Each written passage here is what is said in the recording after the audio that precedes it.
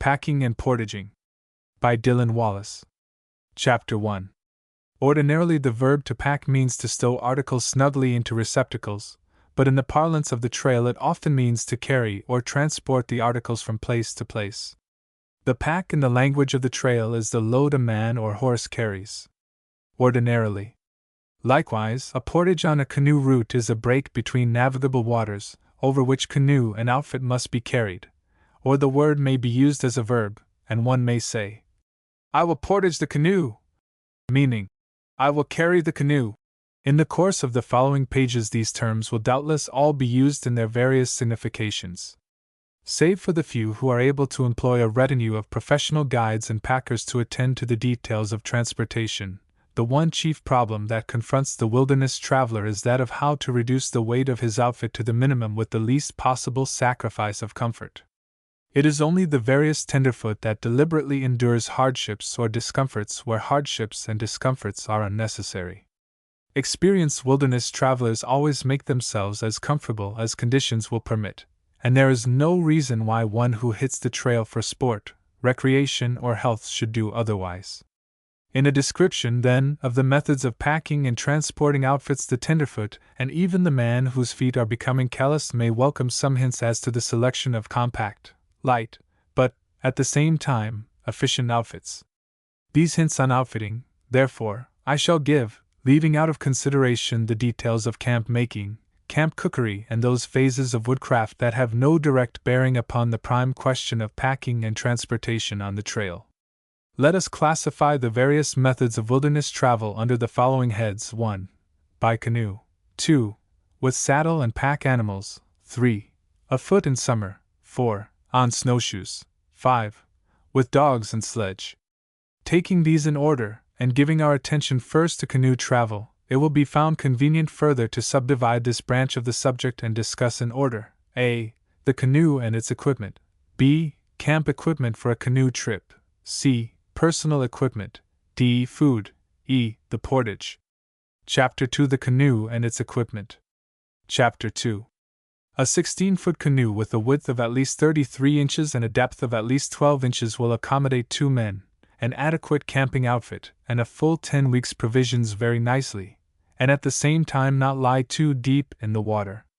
A 15-foot canoe, unless it has a beam of at least 35 inches and a depth of 12 inches or more, is unsuitable. 3 men with their outfit and provisions will require an 18-foot canoe with a width of 35 inches or more and a depth of no less than 13 inches, or a 17-foot canoe with a width of 37 inches and 13 inches deep. The latter size is lighter by from 10 to 15 pounds than the former, while the displacement is about equal. A 16-foot. The best all-around canoe for cruising and hard usage is the canvas-covered cedar canoe. Both ribs and planking should be of cedar, and only full-length planks should enter into the construction. Where short planking is used, the canoe will sooner or later become hogged, that is, the ends will sag downward from the middle. In Canada, the Peterborough canoe is more largely used than the canvas-covered. These are to be had in both basswood and cedar. Cedar is brittle, while basswood is tough, but the latter absorbs water more readily than the former, and in time will become more or less waterlogged. Cruising canoes should be supplied with a middle thwart for convenient portaging. Any canoe larger than 16 feet should have 3 thwarts. To lighten weight on the portage, and provide more room for storing outfit, it is advisable to remove the cane seats with which canvas canoes are usually provided. This can be readily done by unscrewing the nuts beneath the gunwale which hold the seats in position. Good strong paddles, sufficiently strong to withstand the heavy strain to which cruising paddles are put, should be selected. On the portage they must bear the full weight of the canoe. They will frequently be utilized in poling upstream against stiff currents, and in running rapids they will be subjected to rough usage. On extended cruises it is advisable to carry one spare paddle to take the place of one that may be rendered useless. Experienced canoe men pole up minor rapids. Poles for this purpose can usually be cut at the point where they are needed, but pole shoes, that is, spikes fitted with ferrules, to fit on the ends of poles are a necessary adjunct to the outfit where poling is to be done. Without shoes to hold the pole firmly on the bottom of the stream, the pole may slip and pitch the canoe man overboard. The ferrules should be punctured with at least 2 nail holes, by which they may be secured to the poles, and a few nails should be carried for this purpose. 100 feet or so of half-inch rope should also be provided, to be used as a tracking line and the various other uses for which rope may be required. Chapter 3 Camp Equipment for a Canoe Trip. Chapter 3 Personal likes and prejudices have much to do with the form of tent chosen. My own preference is for either the A or wedge tent, with the Hudson's Bay model as second choice, for general utility. Either of these is particularly adapted also to winter travel, where the tent must often be pitched upon the snow. If, however, the tent is only to be used in summer, and particularly in canoe travel where a light, easily erected model is desired, the Fraser tent is both ideal for comfort and is an exceedingly lightweight model for portaging. Personal duck or drill tents are altogether too heavy and quite out of date. They soak water and are an abomination on the portage. The best tent is one of balloon silk, tanlite, or of extra light green waterproof tent cloth. The balloon silk tent is very slightly heavier than either of the others, but is exceedingly durable. For instance, a 7/3 by 7/3 foot A tent of either tanlite or extra light green waterproof tent cloth, fitted with sod cloth, complete, weighs 8 pounds, while a similar tent of waterproof balloon silk weighs 9 pounds. A Hudson's Bay model, 6 by 9 feet, weighs respectively 7 and 7½ pounds. 7/3 by 7/3. 6 by 9. These 3 cloths are not only waterproof and practically rot-proof, but do not soak water, which is a feature for consideration where much portaging is to be done and camp is moved almost daily. Some dealers recommend that customers going into a fly or mosquito country have the tent door fitted with bobby net. The idea is good, but cheesecloth is much cheaper and incomparably better than bobby net. The cheesecloth door should be made rather full, and divided at the center from tent peak to ground, with numerous tie strings to bring the edges tight together when in use, and other strings or tapes on either side, where it is attached to the tent, to reef or roll and tie it back out of the way when not needed. When purchasing a lightweight tent, see that the dealer supplies a bag of proper size in which to pack it. A pack cloth 6 by 7 feet in size, of brown waterproof canvas weighing about 3/2 pounds, makes an excellent covering for the tent floor at night. On the portage, blankets and odds and ends will be packed and carried on it. If one end and the 2 sides of the pack cloth are fitted with snap buttons, it may be converted into a snug sleeping bag with a pair of blankets folded lengthwise, the bottom and sides of the blanket secured with blanket safety pins as a lining for the bag. 6 by 7. My standby for summer camping is a fine all-wool gray blanket 72 by 78 inches in size and weighing 5/2 pounds. This I have found sufficient even in frosty autumn weather, always, in fact, until the weather grows cold enough to freeze streams and close them to canoe navigation. Used as a lining for the improvised pack cloth sleeping bag, this blanket is quite bedding enough and makes an exceedingly comfortable bed, too. 72 by 78. A 3/4 axe with a 24 or 28-inch handle makes a mighty good camp axe. A full axe is heavy and inconvenient to portage, and the lighter axe will serve every purpose in any country at any time. Personally, I favor the Hudson's Bay axe. This may be had fitted either with a 24-inch or 18-inch handle. In the 2-party outfit which we are discussing, there should be 2 axes, one of which may be fitted with the shorter handle, but the other should have at least a 24 and preferably a 28-inch handle. Every axe should have a leather sheath or scabbard for convenient packing. The so-called pocket axes are too small to be of practical use. The camper does not wish to miss the luxury of the big evening campfire, and he can never provide for it with a small hatchet or toy pocket axe. Cooking utensils of aluminum alloy are the lightest and best for the trail. Tin and iron will rust, enamelware will chip, and unalloyed aluminum is too soft and bends out of shape. The best sporting goods dealers carry complete outfits of aluminum alloy. I have used them in the frigid north and in the tropics, in canoe, sledging, tramping and horseback journeys, and can recommend them unequivocally, save perhaps the frying pan. The 2-man cooking and dining outfit should contain the following utensils. 1 pot with cover 7 by 6/2 inches, capacity 3 quarts. 7 by 6/2. 1 coffee pot 6 by 6/8 inches, capacity 2 quarts. 6 by 6/8. 1 steel frying pan 9/8 by 2 inches, with folding handle. 9/8 by 2. 1 pan 9 by 3 inches, with folding handle, for mixing and dish pan. 9 by 3. 2 plates 8/8 inches diameter. 2 cups. 2 aluminum alloy forks. 2 dessert spoons.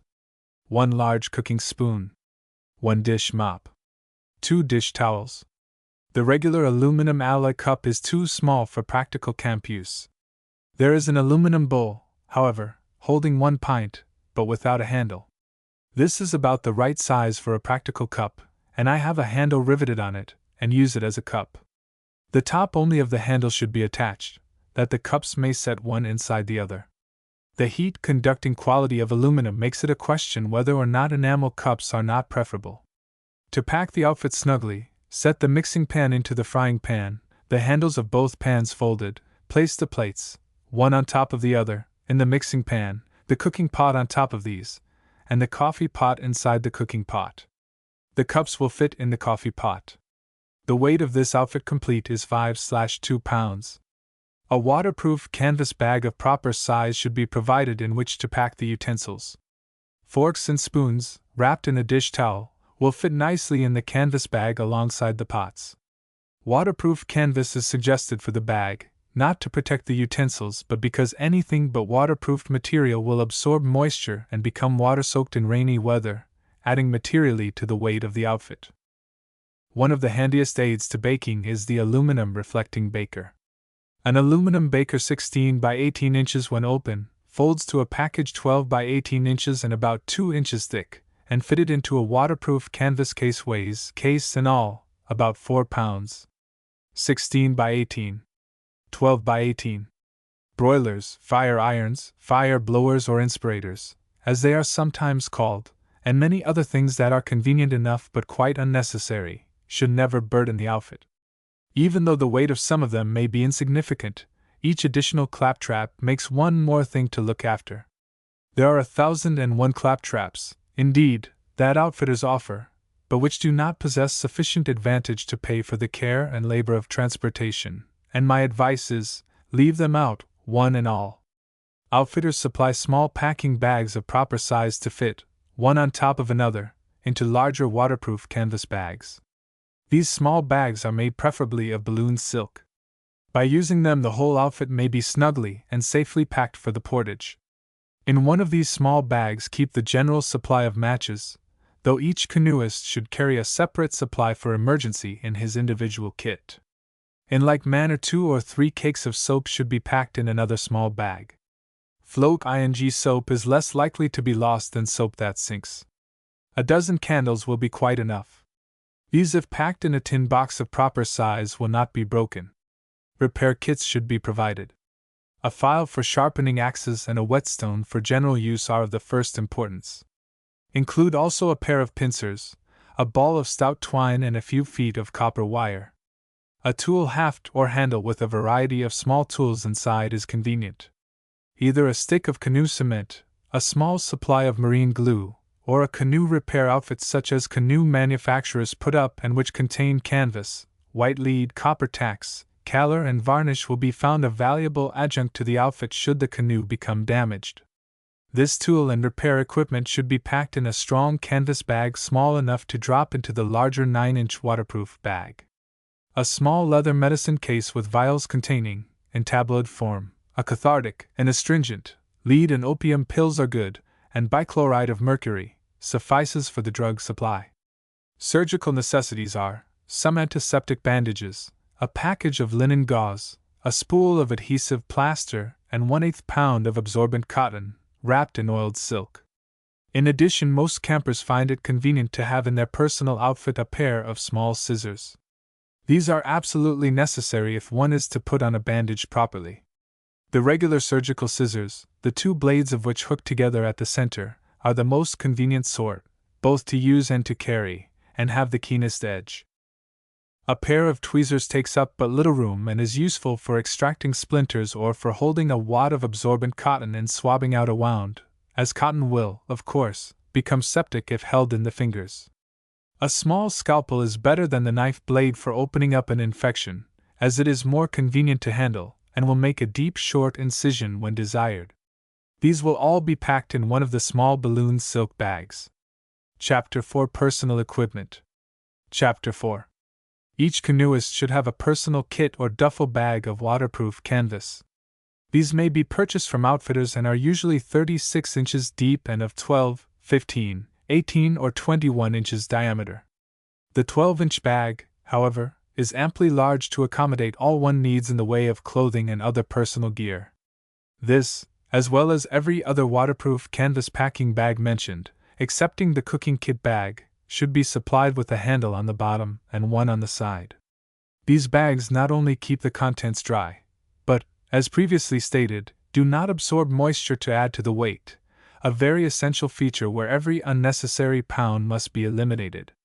I was once capsized in a rapid and my duffel bag lay half a day in the water before it was recovered. The contents were perfectly dry. Each one suit of medium-weight woolen underclothing in addition to the suit worn is ample for a short trip.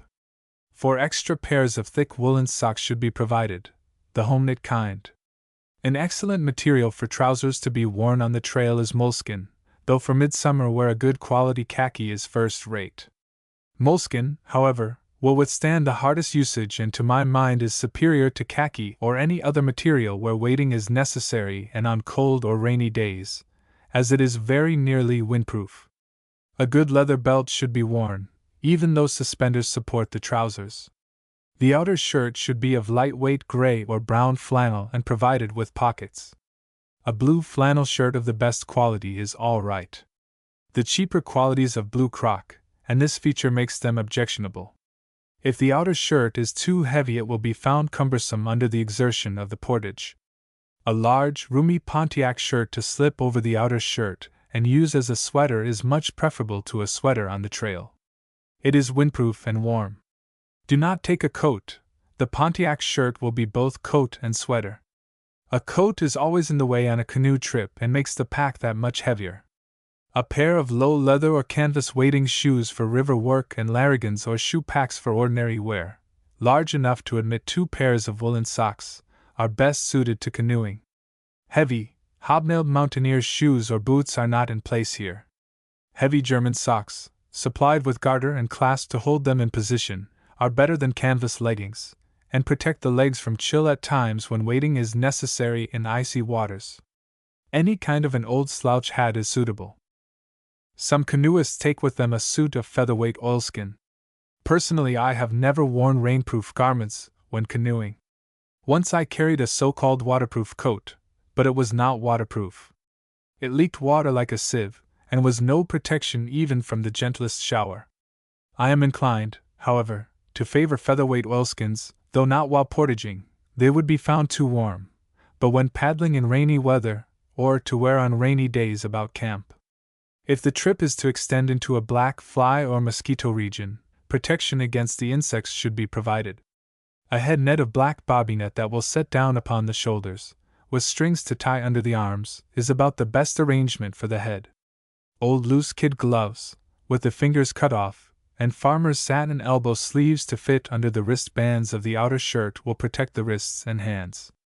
The armlets should be well and tightly sewn upon the gloves, for black flies are not content to attack where they alight, and will explore for the slightest opening and discover some undefended spot. They are, too, 100 times more vicious than mosquitoes. There are many receipts for fly dope, but in a half hour after application perspiration will eliminate the virtue of most mixtures and a renewed application must be made. Nessmuk's receipt is perhaps as good as any, and the formula is as follows. Oil of pine tar, 3 parts. Castor oil, 2 parts. Oil of pennyroyal, 1 part. If when you were a child your father held your nose as an inducement for you to open your mouth while your mother poured castor oil down your throat, the odor of the castor oil rising above the odors of the other ingredients will revive sad memories. Indeed, it is claimed for this mixture that the dead will rise and flee from its compounded odor, as they would flee from eternal torment. It certainly should ward off such little creatures as black flies and mosquitoes. Another effective mixture is oil of tar, 3 parts. Sweet oil, 3 parts. Oil of pennyroyal, 1 part. Carbolic acid, 3%. An Indian advised me once to carry a fat salt pork rind in my pocket, and now and again rub the greasy side upon face and hands. I tried it and found it nearly as good as the dopes. Unless one penetrates, however, far north in Canada during black fly season, these extraordinary precautions will scarcely be necessary. There is nowhere in the United States a region where black flies are really very bad, though perhaps I am drawing invidious comparisons in making the statement, and even in interior Newfoundland they are, compared with the farther north, tame and rather inoffensive though always troublesome. The choice of fishing tackle, guns and arms depends largely upon personal taste. Steel rods of the best quality will serve better than split bamboo on an extended trip where one, continuously on the portage trail, is often unable to properly dry the tackle. The steady soaking of a split bamboo rod for a week is likely to loosen the sections and injure a fine rod. A waterproof canvas or pantasote case is the right sort for the rod. Leather cases are unpractical on a cruising trip. Leather gun cases, too, under like circumstances will become water-soaked, and under any circumstances they are unnecessarily heavy. Use canvas cases therefore in consideration for your back. They are light and in a season of rain immeasurably better than leather. Economize, also, on ammunition. Do your target practice before you hit the trail. A hunter that cannot get his limit of big game with 20 rifle cartridges is an unsafe individual to turn loose in the woods. For spruce grouse, ptarmigan and other small game, a 10-inch barrel, 22 caliber single-shot pistol is an excellent arm, provided one has had some previous experience in its use. It is not a burden on the belt, and a handful of cartridges in the pocket are not noticed. Pack your cartridges in a strong canvas bag, your gun grease and accessories in another receptacle. On the belt also carry a broad-pointed 4-inch blade skinning knife of the ordinary butcher knife shape. This will be your table knife, as well as cooking and general utility knife.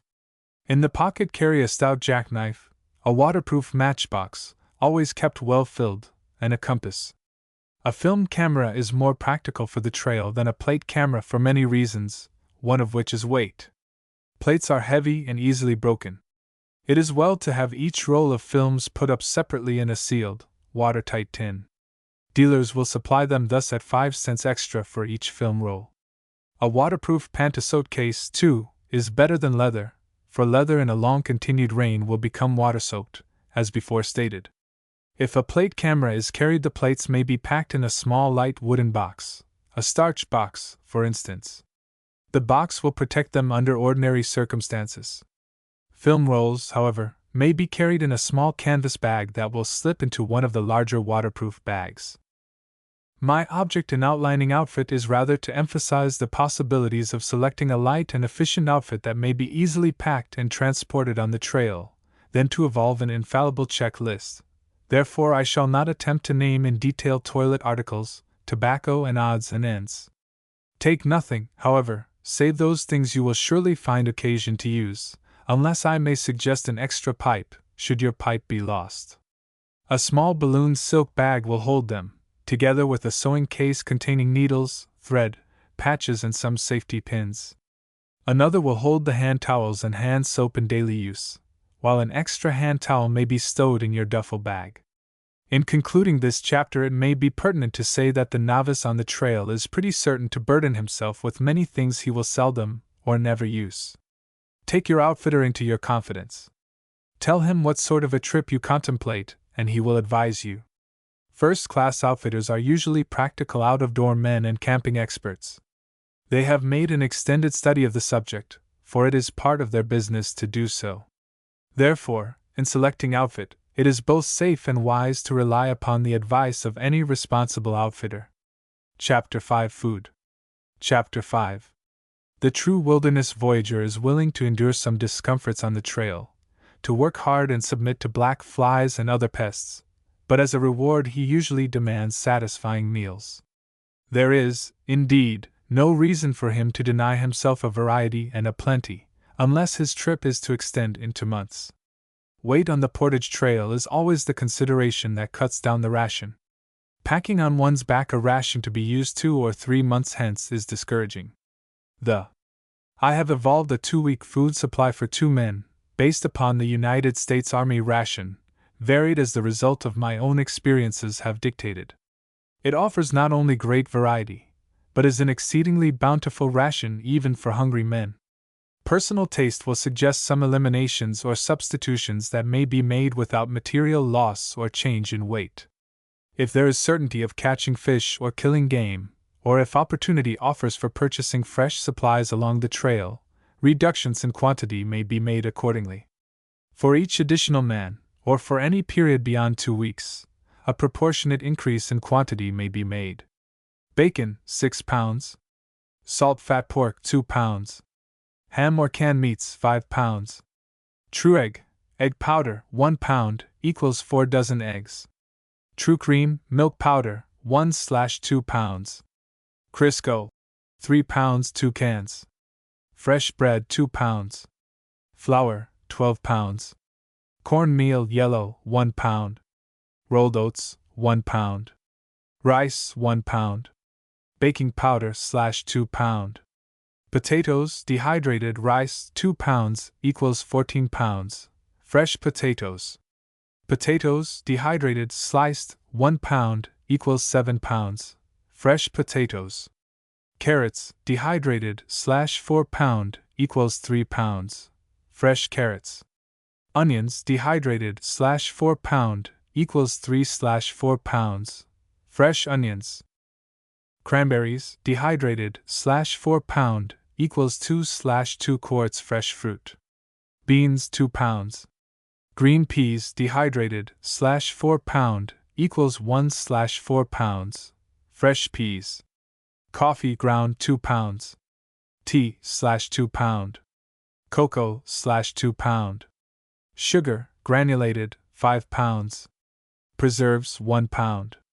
Lemons, /2 dozen. Lime tablets, /2 pound. Prunes stoned, 1 pound. Raisins, 1 pound. Salt, 1 pound.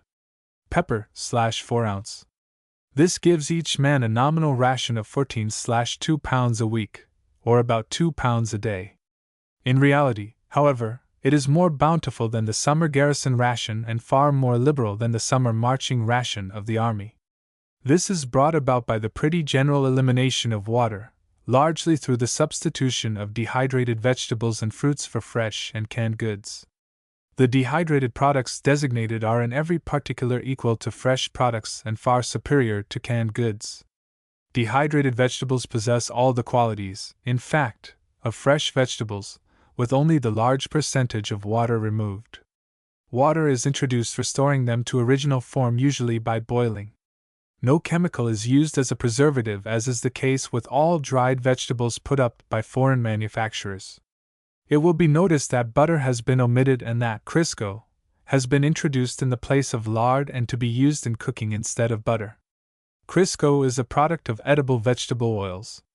It has the appearance of lard but can be heated to a much higher temperature without burning, is fully equal to butter when used as shortening, and dough bread, fish, or other articles of food fried in it will not absorb it so readily as they will lard, nor will it transmit the flavor of one food to another.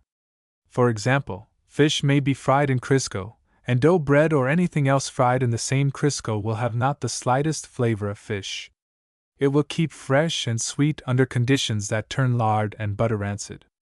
Butter quickly becomes strong, and the heat of the sun keeps it in an oily, unpalatable condition, even when packed in airtight tins.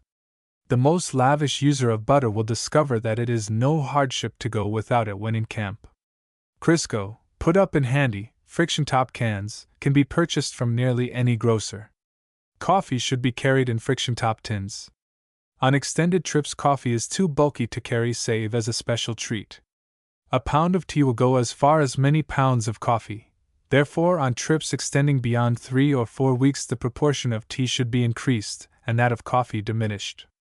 On short trips, however, such as we are discussing, there is no reason, and most Americans usually prefer it even when in camp. Each article of food should have its individual bag, to fit into one of the larger waterproof canvas bags described, though the bacon and fat pork, each piece wrapped in paraffin, waxed paper, may be packed in one bag. Paraffin paper will protect other packages in the bag from grease. Several articles of small bulk and weight, such as dehydrated carrots, onions, cranberries, and green peas, each in its original package, or a small muslin bag suitable in size, may be carried in a single balloon silk bag. The small bags containing such articles as are not in daily and frequent use should be stowed in the bottoms of the canvas bags, while those in constant demand should be at the top where they can be had without unpacking the entire bag. Every package or bag should be plainly labeled with the nature of its contents. In labeling them, use ink, as pencil marks are too easily obliterated. Where a party is composed of a sufficient number of people to make it worth while, the party ration for each day may be weighed out and packed in a separate receptacle, thus making 7 food packages for each week. This, however, would be obviously unpractical where there are less than 8 or 10 members of the party. No glass or crockeryware should be used, not only because of its liability to break, but because of its unnecessary weight. A good way to carry the tin of baking powder is to sink it into the sack of flour. The flour will protect it, and preclude the possibility of the cover coming off and the contents spilling out. Do not carry prepared or self-raising flour on the trail. For many reasons it is unpractical for trail use, though perhaps most excellent in the kitchen at home. Throughout I have accentuated the advisability of waterproof covers for everything. Every ounce of water absorbed by tent, bags, or package covers adds to the tedium of the trail by so much unnecessary weight. When flour carried in an ordinary sack is exposed to rain, a paste will form next the cloth, and presently harden into a crust that will protect the bulk of flour from injury. But the flour used up in the process of crust forming is a decided waste, and the paste, retaining a degree of moisture, increases weight. I have suggested balloon silk for the small food bags to fit into the larger waterproof canvas bags, not only because it does not absorb moisture, but because there will be no possibility of the contents sifting through the cloth. If these or the cloth from which to make them cannot be readily obtained, closely woven muslin will do. Should the canoeist desire to make his own bags, and should he not find it convenient to purchase waterproof canvas, the ordinary canvas which he will use may be waterproofed by the following process. In 2 gallons of boiling water dissolve 3 1/2 ounces of alum. Rain water is best, though any soft water will do, but it must be soft water to obtain the best results. In another vessel dissolve 4 ounces of sugar of lead in 2 gallons of soft water. Unite the solutions when they have cleared by pouring into another vessel number 1 first, then number 2. Let the solution stand overnight, decant it into a tub, free of any sediment that may have settled, and it is ready for the canvas. The cloth should be put into the solution, thoroughly saturated with it, and then lightly wrung out, and hung up to dry. This treatment will render canvas to a considerable extent, though not completely, waterproof. Muslin for the smaller food bags may be waterproofed by painting it with a saturate solution of turpentine and paraffin. Canned goods should be packed snugly in canvas bags, with cans on end, that the sides, not the corners or edges, will rest against the back in portaging. Camp chests in which to store food or other articles are carried by some canoeists, but they add considerable weight to the outfit. The best and most serviceable camp chest is one of indestructible fiber. One with an inside measurement of 18 by 24 by 12 inches weighs 20 pounds. 18 by 24 by 12. Chapter 6: The Portage. Chapter 6. There are several types of pack harness offered by outfitters, but it is generally conceded that the best method of carrying heavy or medium weight packs is with the tump line. In tump line, carrying the pack is supported by a broad band of leather passed across the head, high up on the forehead, thus throwing the weight upon the strong muscles of the neck, with no shoulder straps or other support. There. Canadian voyagers, Hudson's Bay Company packers, and Indians use the tump line to the exclusion of all shoulder-carrying devices. Indeed, by no other method would it be possible for them to transport upon their backs through a rough country the heavy burdens which they are called upon to carry. Experienced packers with the tump line will sometimes portage loads of upwards of 400 pounds. In tests of skill, I have seen a man carry in a single load the contents of 3 barrels of flour, 588 pounds. The tump line consists of a broad piece of leather some 18 or 20 inches in length, known as the head strap or headpiece, with a leather thong usually about 7 feet in length attached to each end, the total length from the tip end of one thong to the tip end of the other thong averaging about 16 feet. Sometimes the 2 thongs are sewn to the headpiece, and again the line is a single strip of leather, broadened in the center to form the headpiece. The best tump lines, however, have the head strap as a separate piece with a buckle at each end by which the thongs are attached. This arrangement admits of adjustment, if necessary, to suit the individual after the pack has been made up. There is a knack in tump line carrying, but the following directions for making up various packs will give the novice sufficient insight, with a little experience, to enable him to acquire the art. When the pack is to be made up wholly of bags, lay the tump line on the ground with the thongs parallel to each other and from 16 to 20 inches apart, depending upon the length of the bags to be packed. Place the bags across the thongs, one bag upon another, taking care that the thongs are not so near the ends of the bags as to render them liable to slip off when the pack is tied. Now lift the head strap above the top bag and secure the pack by drawing the loose end of each thong in turn tight around the bags and knotting it a few inches below the buckle that attaches its other end to the headpiece. When a pack cloth is to be used, spread the pack cloth upon the thongs of the tump line, stretched upon the ground in the manner above described, and in the center of the pack cloth lay folded blankets and other articles to be packed, making the pile about 2 feet long, and taking care that hard substances are in the center, with blankets and soft things outside. Now turn the sides of the pack cloth over the pack and fold over the ends. If a bag is to be included, lay it upon the pack after the cloth has been folded, and secure the whole as in the former case. Another method of making up a pack with the pack cloth, common among Canadian voyagers, is as follows: spread the cloth upon the ground, and lay the tump line across it, the headpiece near one end and the thongs a foot from the sides.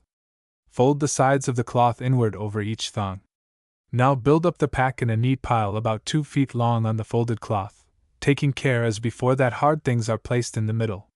Fold the end of the pack cloth with protruding thongs over the pack. Take a half turn with the loose end of a thong around the other end near the headpiece. Draw it tight until the end is closely puckered, then knot it, and draw up the other thong and secure it in like manner. Now bring the free ends of the tump line to center of pack, on top, cross them and pass them around middle of pack and tie. The knack of comfortable tump line carrying once the neck muscles have become developed and hardened to the work is in properly balancing the pack. With the headpiece resting high up upon the forehead, the pack should hang with its bottom no lower than the hips. Neither should it be too high. A little experimenting will teach just where the proper balance is to be found. If it is too high, lengthen the line, or if too low, shorten it by means of the buckles which attach the thongs to the headpiece. Experienced packers pile additional bags or bundles on top of the pack, the uppermost bundle standing higher than the head. In my own experience, I have found that an additional bag thus placed upon the pack and resting against the back of my neck helped balance the load. My favorite bag for this purpose is a 40 or 50-pound bag of flour, sometimes surmounted by a lighter bundle which rested partly upon the flour and partly upon my head. The tenderfoot will be quite content to limit his early loads to 60 or 70 pounds, and even then his first portages will not be what he can conscientiously term experiences of unalloyed joy. Gradually, however, he will learn the knack of tump packing, and at the end of a couple of weeks of daily experience will find himself able to negotiate a load of 100 pounds with some ease. All the various types of pack harness are supplied with straps by which the pack is secured and loops through which to slip the arms, the pack being carried from the shoulders instead of the head. With this sort of a pack, as with the tump line, care should be given to the proper adjustment, with the bottom of the pack no lower than the hips. 50 pounds is about as heavy a load as one can comfortably carry from the shoulders. Outfitters sometimes attach a headpiece to their pack harness, that is to say, the harness is provided with both shoulder loops and tump line head strap. The object is to secure a division of weight between shoulders and head. This is a method employed by Eskimos when hunting without dogs. The Eskimo hunter binds his pack with sealskin thongs, and manipulates a single thong in such a manner as not only to secure the pack but to form arm loops and headpiece as well. No matter what type of shoulder harness is employed, a breast strap must be used to fasten together the arm loops in front, or the loops will have a continual tendency to slip backward and off the shoulders. This breast strap fastens the packer so securely to his pack that should he slip, as is sometimes likely, the pack will carry him down with it, and the probability of injury is multiplied many times. This alone is a very decided objection to all forms of pack harness. If one slips with a tump line, on the contrary, a slight twist of the head will disengage and free one from the pack, and if one is hunting, the tump pack may readily be dropped at a moment's notice, should game be sighted. Let me therefore urge the adoption of the tump line for all portage work where 50 pounds or more must be transported. No experienced packer will use harness. Harness packing is indeed indicative of the tenderfoot who has never learned how, unless on long cross-country tramps with light loads. But on a canoe trip, if one would make progress, big loads must be resorted to. For instance, if the canoeist has a 2-mile portage to negotiate, and 100 pounds of duffel, he has but 2 miles to walk if he carries all his duffel at once, but if he makes 2 loads of it he must walk 6 miles. With the 100-pound load the portage may easily be covered in 1 hour. With 50-pound loads 3 hours will be consumed, for there will be time lost in making up the second pack. Axes, guns, and extra paddles may be thrust under the thongs of the tump line, or carried in the hand. Never portage a rifle with a cartridge in the chamber, and never portage a loaded shotgun. To disregard this advice will be to take an unnecessary and foolhardy risk. Save in a rather stiff breeze, one man can carry a canoe weighing less than 100 pounds nearly as easily as 2 can carry it. There is one best way of doing everything, and the best and most practical way to carry a canoe is the Indian's way. Tie one end of a stout string or thong securely to the middle thwart close to the gunwale, and the other end to the same thwart close to the opposite gunwale, with the string stretched taut from end to end of the thwart, and on top of it. Slip the blades of 2 paddles, lying side by side, under the string, the paddle handles lying on the forward thwart. With the handles as close together as they will lie, bind them with a piece of rope or thong to the center of the forward thwart. Spread the blades upon the middle thwart sufficiently wide apart to admit your head between them. Take a position on the left side of the canoe facing the stern. Just forward of the middle thwart, grasp the gunwale on the opposite or right side of the canoe in your left hand and the gunwale on the near or left side in your right hand, and lifting the canoe over your head, let the flat side of the paddles directly forward of the middle thwart rest upon the shoulders, your head between them.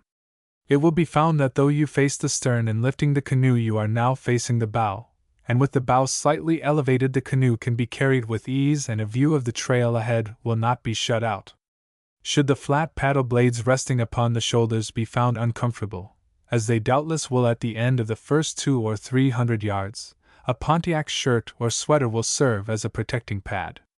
Outfitters offer for sale yokes, pneumatic pads, and contrivances of various sorts as protections for the shoulders, but these contrivances elevate the canoe from 2 to 4 inches above the shoulders, and this increases the difficulty of steadying it on rough trail. The sweater or Pontiac shirt eases the cutting effect of the paddles just as well as any of the special portaging pads, and the canoe can be handled more easily with it.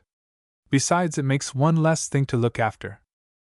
In a strong breeze it is often difficult for one man to handle a canoe, for the wind striking it on the side will turn the portager around and he will find it impossible to keep his course in spite of his best efforts. If the portage is a short one, 200 or 300 yards, the canoe may be carried very well, one man with the bow, the other with the stern upon a shoulder, the canoe on its side with the bottom next the portagers' heads, that they may easily grasp the gunwale in one hand and steady the canoe with the other. This position will soon be found exceedingly tiresome, and on portages exceeding 200 or 300 yards the paddles should be arranged with the blades on the after thwart, and the handles lashed to the center of the middle thwart. With this arrangement one man carries exactly as when portaging the canoe alone, save that he stands under the canoe just forward of the after thwart instead of the middle thwart, while the other man carries the bow upon one shoulder. This is the easiest method of two-man portaging of which I know. Many odds and ends may be tucked in the canoe on the portage, fishing rods, for example, in cases, with one end stuck in the bow and the other end tied to the forward thwart. Should a canvas canoe become punctured, it may be repaired by one of the following methods.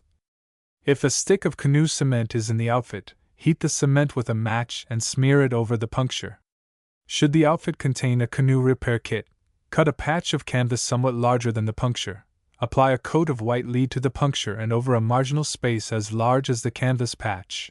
Press the patch firmly and evenly upon the white lead and tack it down with copper tacks. To this apply calor, and when dry complete the repairs with a coat of varnish. Should marine glue be used, lay a sheet of it over the puncture, heat the bottom of a cup or some other smooth metal utensil and rub it over the glue until the glue melts sufficiently to fill the puncture. In a region where spruce gum can be had, melt a quantity of gum in a frying pan with sufficient grease to take from the gum its brittle quality when cold. While hot, pour the gum upon the rupture, letting it run well into the opening and smearing it smoothly over the outside. Peterborough canoes are also easily repaired with marine glue or gum.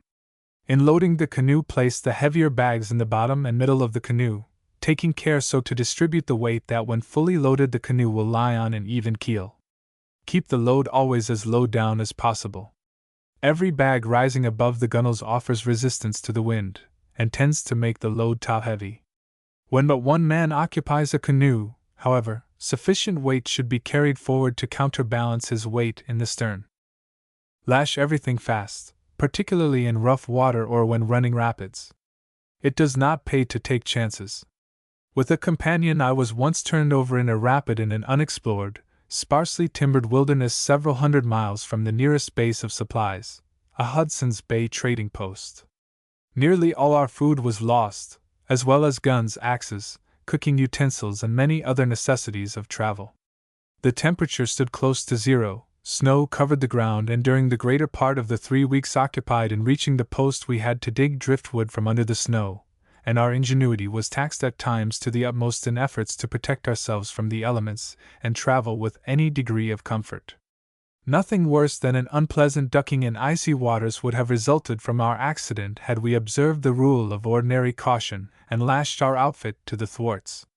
One end of a rope tied to the forward thwart, the other end threaded through bag handles or pack lashings and secured to the after thwart, will do the trick. A short strap, one end attached to a thwart, the other end supplied with a snap to fasten on rifle or shotgun cases, is a good way to secure the guns and still have them readily accessible. If you would make speed, be smart in unloading the canoe and making up your packs on the portage, and equally smart in reloading the canoe.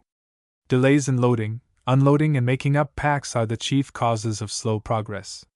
When it is found necessary to track, give the rear end of the tracking line a turn around the forward thwart, on the land side of the canoe, then pass the end back and secure it to the middle thwart. This distributes the strain between the thwarts. While one man at the farther end of the line tows the canoe, the other man with a pole may walk upon the bank, and keep the canoe clear of snags, if the water is deep. Should the water be shallow, it will usually be found necessary for him to wade and guide the bow through open channels. Chapter 7: Travel with Saddle and Pack Animals. Chapter 7. Under this head we shall consider 1. Saddles and pack equipment. 2. Animals best adapted to pack work. 3. Outfit and provisions and how to pack them. 4. How to throw some practical hitches. 5. Equipment of the traveler who has no pack animal and whose saddle horse is required to transport both rider and equipment. Under. Comfort on the trail depends to a very large degree upon the animals of the outfit. A mean horse is an abomination, and a horse may be mean in many respects. A bucking horse, a horse that shies at stumps and other objects or at every moving thing, or one that is frightened by sudden and unexpected sounds, is not only an uncomfortable but unsafe animal to ride upon rugged mountain trails, and a horse that will not stand without hitching, or one that is hard to catch when hobbled and turned loose, will cause no end of trouble. In choosing a horse, then, avoid so far as possible one with these tendencies, and also observe the manner in which he handles his feet. He should not be subject to stumbling. He should be sure-footed, steady and reliable, to qualify him for work on dangerous trails. This is of the first importance. A horse that does not keep his eyes on the trail and select his footing with care is wholly unsuited to mountain work. He should be gun-wise. A gun-wise horse will not be easily frightened by sudden and unexpected noises. Whether intended for mountain or plains work, the horse should be a good camp animal, that is, one that will not wander far from camp. It is more than aggravating to find upon arising in the morning that your horse has disappeared, and one always feels that time consumed in searching for a roving horse is time worse than wasted. Of course, this tendency of an animal can be forestalled by picketing him, but a picketed horse, unless forage be particularly good, will not do well, for it rarely happens in these days of sheep-ravaged ranges that an animal can find sufficient food to meet his requirements within the limited length of a picket rope. Some horses need much persuasion before they can be induced to ford streams, and I have had them lose their nerve and decline the descent of precipitous trails. An animal possess this trait of timidity is not suited to trail work, for he is likely to cause trouble at a critical moment. Some horses are good foragers, others are not. A poor forager will become leg-weary and break down much more quickly than the animal that takes advantage of every opportunity to graze or browse. A horse just in from the open range should be round and full-bellied. This is an indication that he is a good feeder. Generally speaking, the chunky horse is the one best adapted to arduous trail work because he usually possesses greater powers of endurance than the longer, lankier type. All of the qualifications above enumerated should be borne in mind in selecting animals, whether for saddle or pack use. And of course the animals should be as sound as possible. One should never start upon a journey with an animal that is lame, or has cinched sores or galled back. When mountain trails are to be negotiated, a saddle horse weighing from 900 to 1,000 pounds will be found better adapted to the work than a larger animal. Too large a horse is liable to be clumsy on the trail, while too light a horse will of course tire under a heavy rider. A small horse, as a rule, is better able to forage a living than a large horse, and for this reason stands up better with a moderate load on long, continuous journeys. Ponies weighing from 800 to 850 pounds will pack 150 pounds easily, and ponies of this size make much better pack animals than larger ones.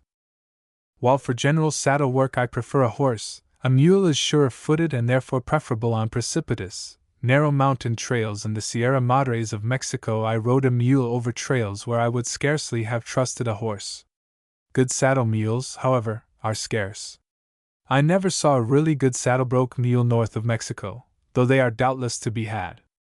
Mules have greater powers of endurance than horses, and for many other reasons are superior as pack animals. The chief objection to a mule is his timidity upon marshy trails. His feet are much smaller than those of a horse, he mires easily, and he is fully aware of the fact.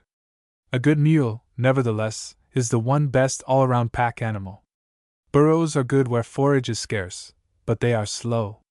When the burro decides that he has done a day's work, he stops, and that is the end of it. He will not consult you, and he will not take your advice.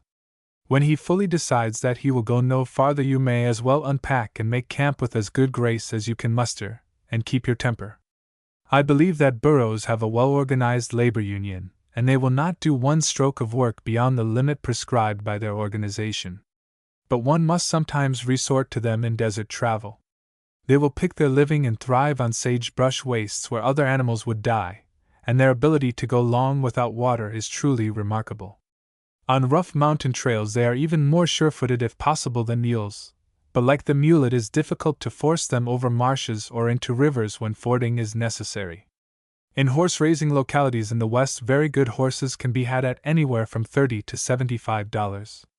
The usual rate for horse rental is $1 to $1.50 a day, and it is therefore cheaper, when the journey is to extend to a month or more, to purchase the animals outright and sell them when you are finished with them for what they will bring.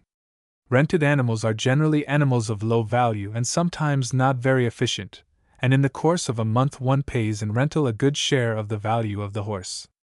The risk is no greater, for if a rented horse is injured while in a traveler's possession, the owner holds him who has rented the animal responsible for the damage.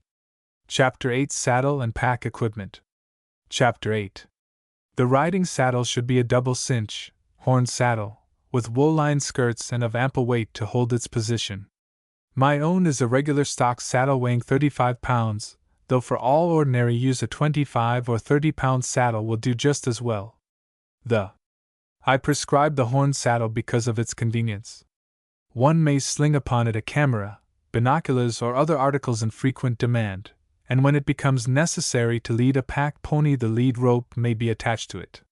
For this latter purpose, the horn is indeed indispensable. In the light of personal experience with both single and double cinch saddles, I recommend the latter unhesitatingly, particularly for mountain work. In steep ascents or descents it will not slide, while a single cinch saddle is certain to do so no matter how tightly cinched, and this shifting will sooner or later gall the horse's back. In Mexico the single cinch saddle is almost universally used, but who ever saw a Mexican's horse that was free from saddle sores?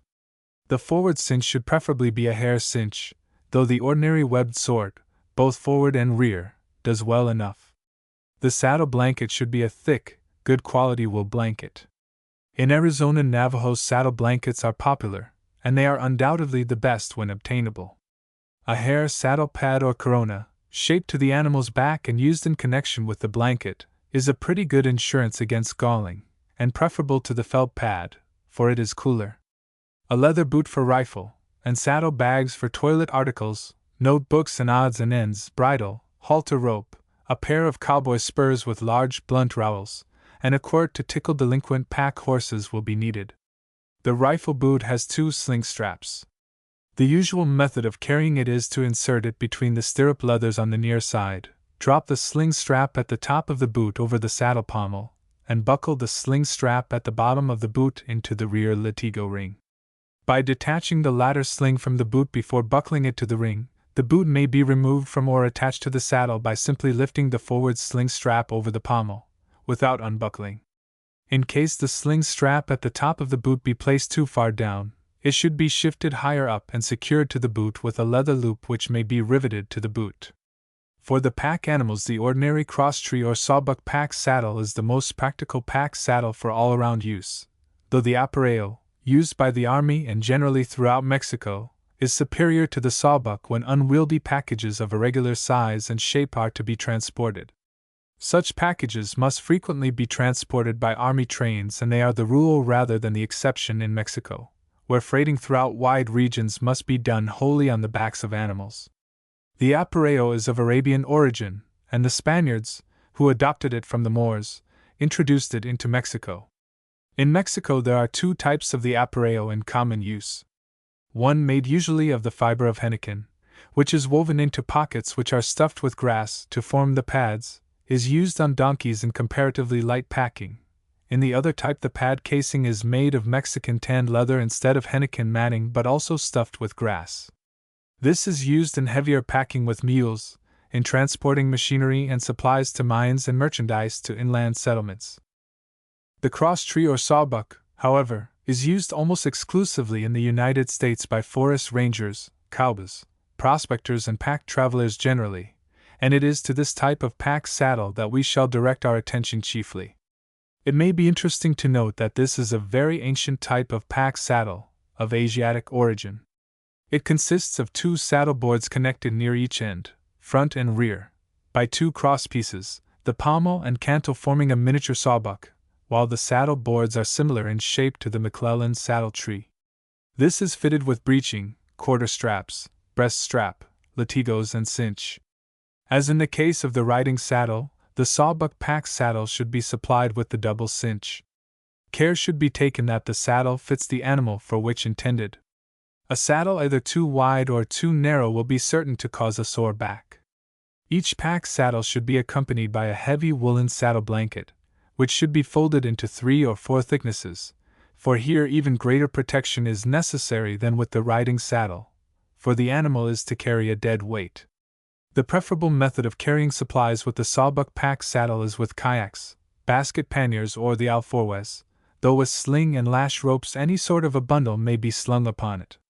When they can be obtained, kayaks of indestructible fiber stand first for preference.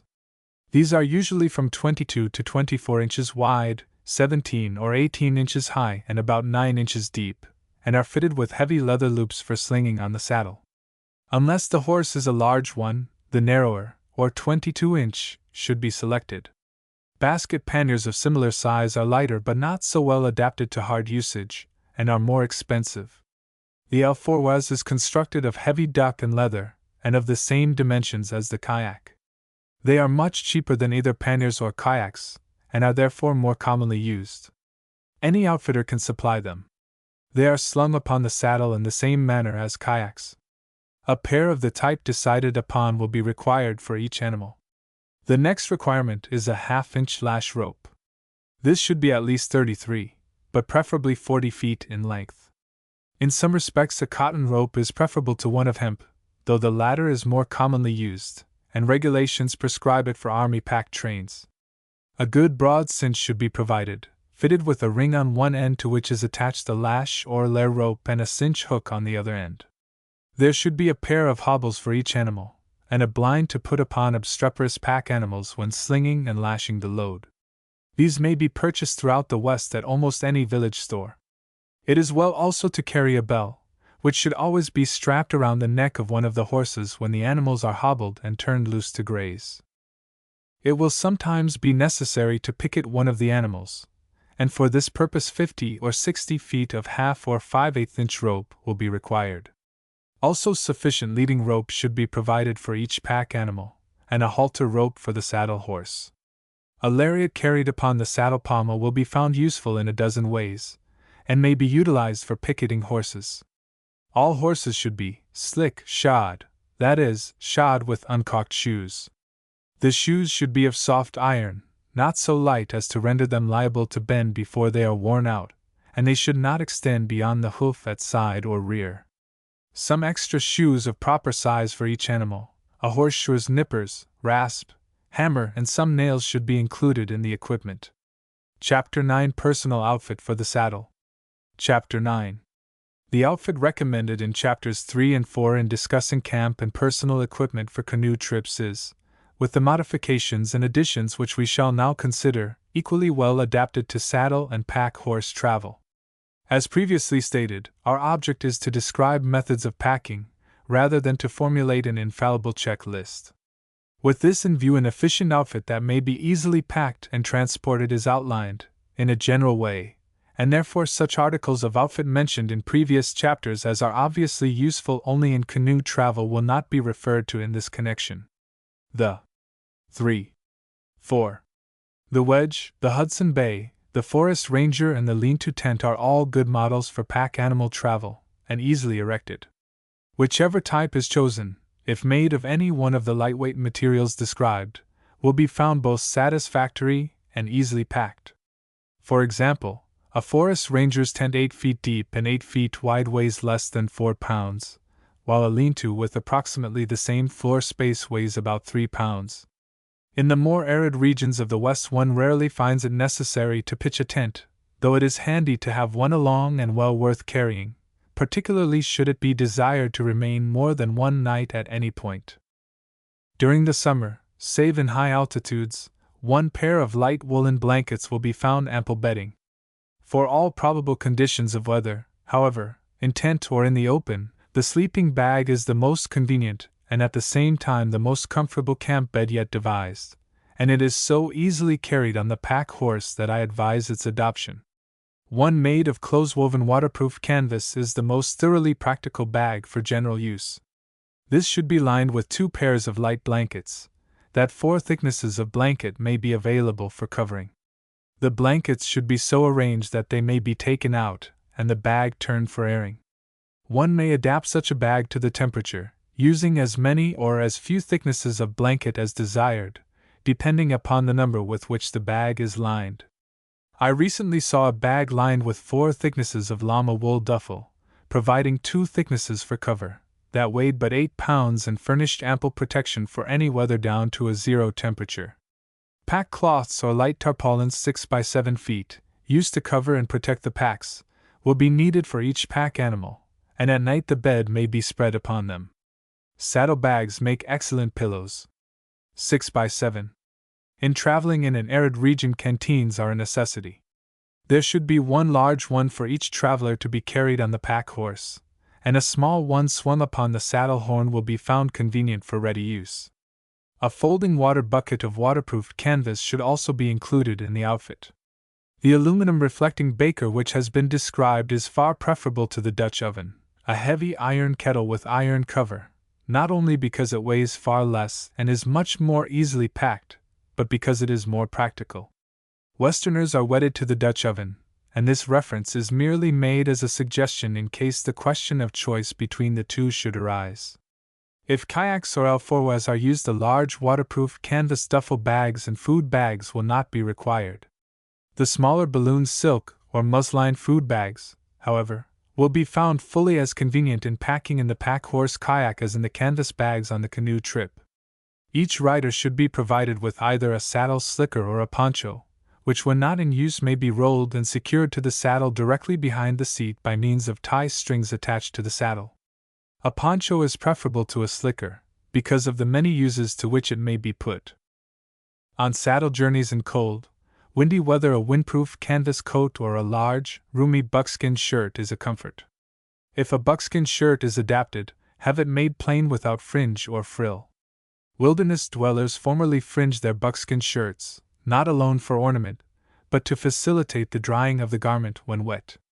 In the fringed shirt, water, instead of settling around the bottom of the shirt, around the yoke and the seams of the sleeve, will drain to the fringe, which the wind quickly dries. In our case, however, the poncho will protect the shirt from a wetting.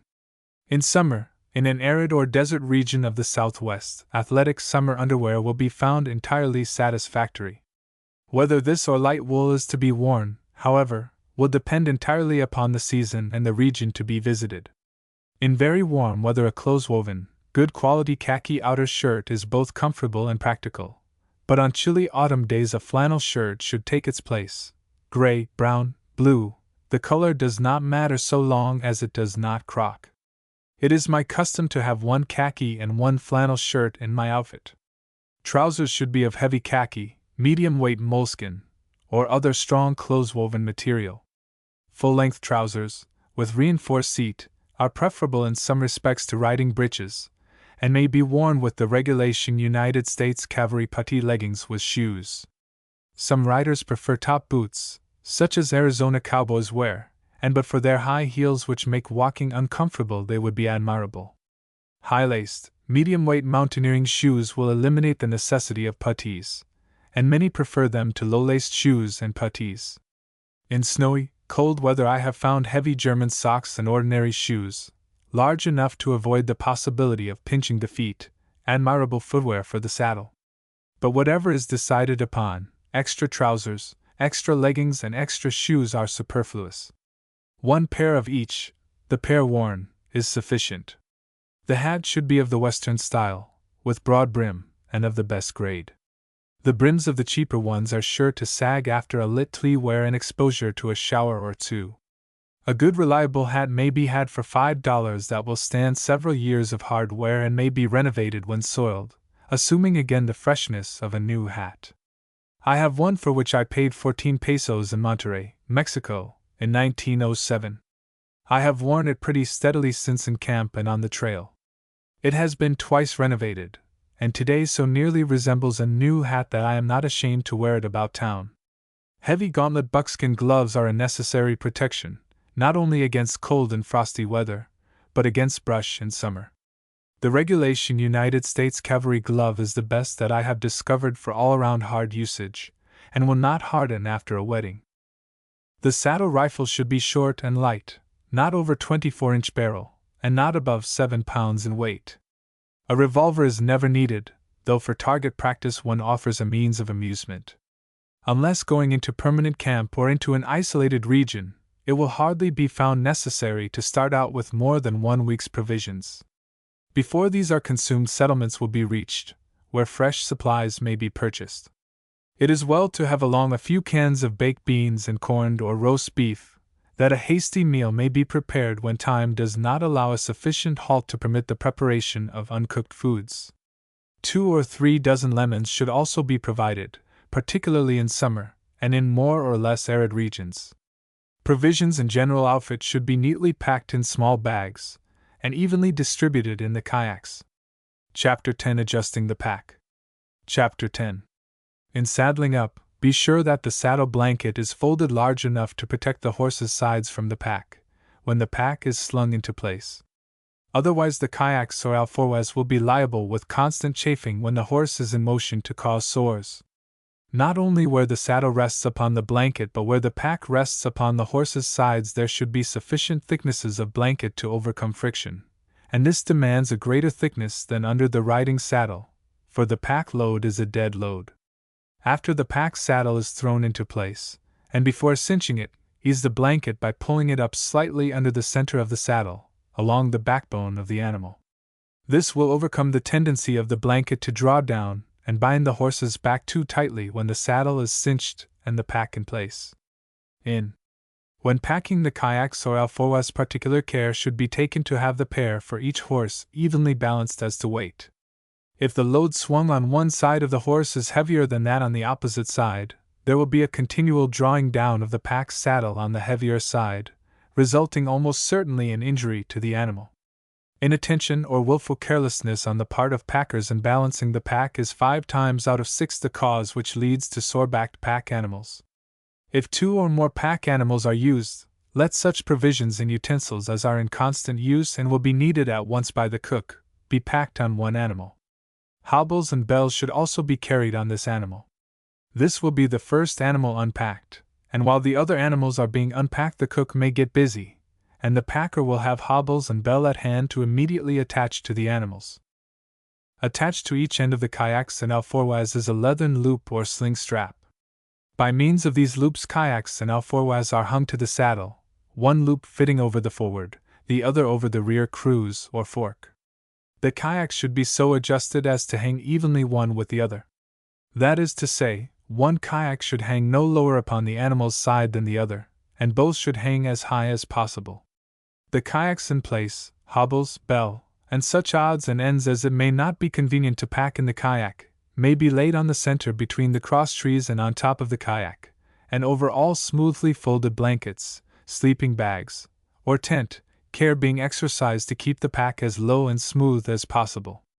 Everything carefully placed and adjusted, cover the pack with the pack cloth or tarpaulin, folded to proper size to protect the whole pack, but with no loose ends extending beyond it to catch upon brush or other obstructions. If inconvenient to include within the pack, the cooking outfit in its canvas case may be lashed to the top of pack after the final hitch has been tied.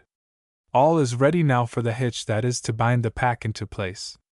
Frequently the traveler is not provided with either kayaks or alforjas, and it becomes necessary to pack the load without the convenience of these receptacles. Before considering the hitches, therefore, let us describe methods of slinging the load in such cases upon the crosstree saddle. The load which is to be slung from the crosstree should be arranged in 2 compact packages of equal weight, one for each side of the animal. Boxes may be used, but large, strong sacks are preferable. The large canvas duffel bags, described in the chapter on canoe outfitting, are well adapted to the purpose.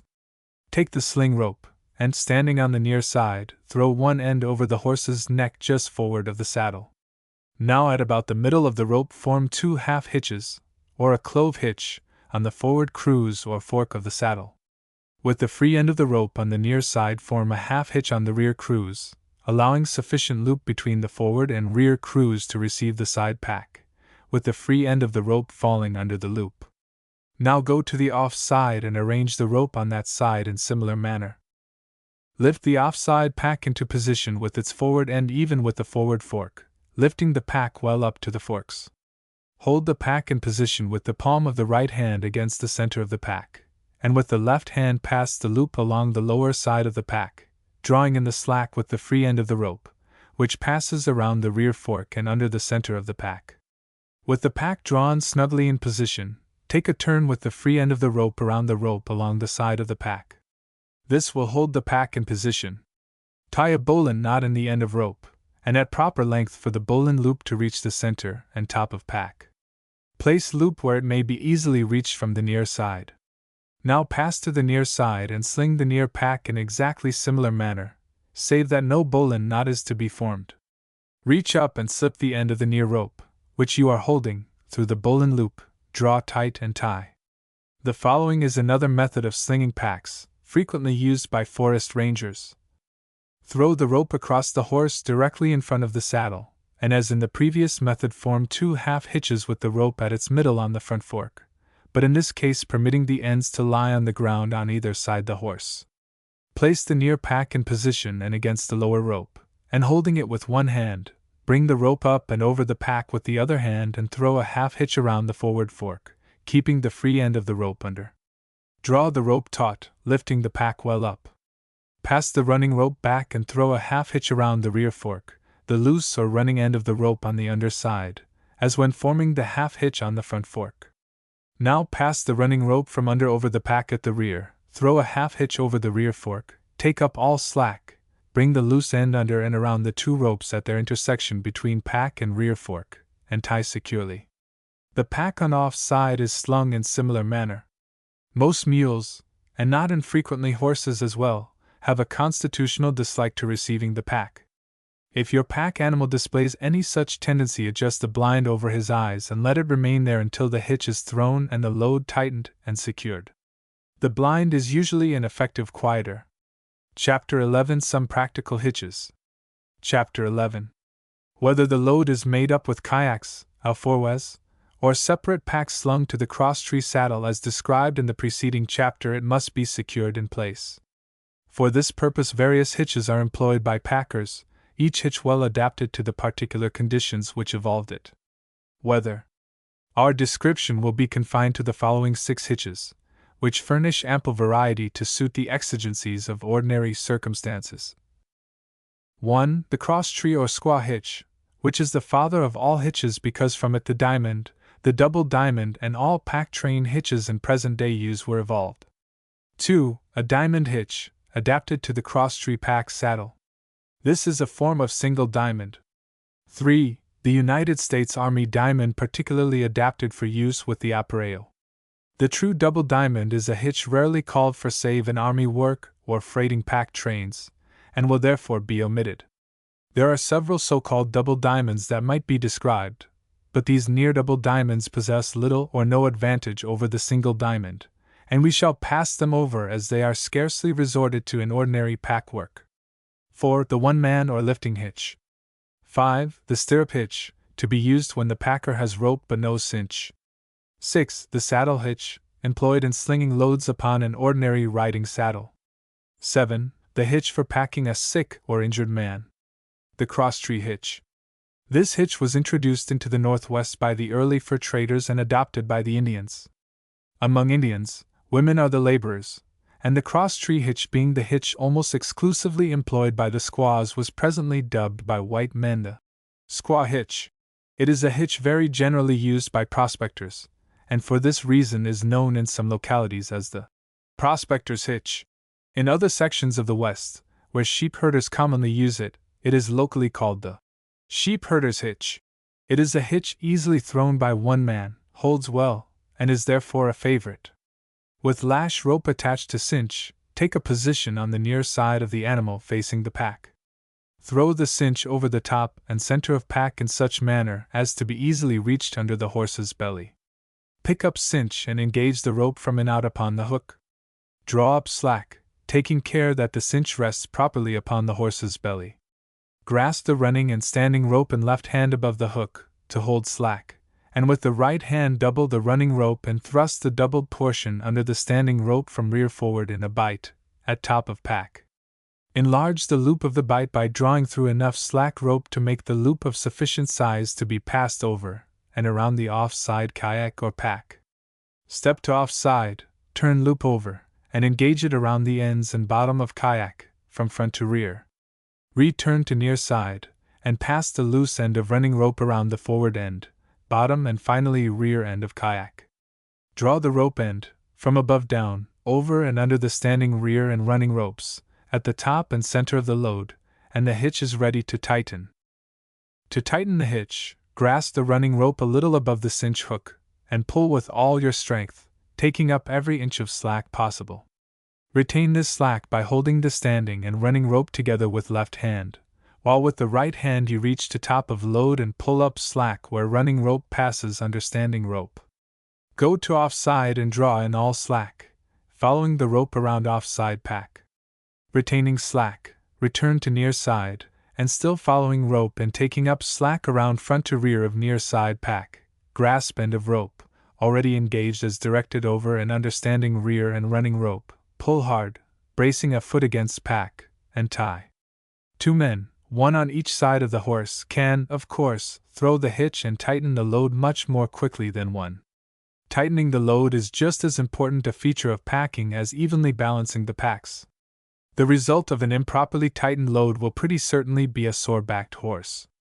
The cross-tree diamond hitch.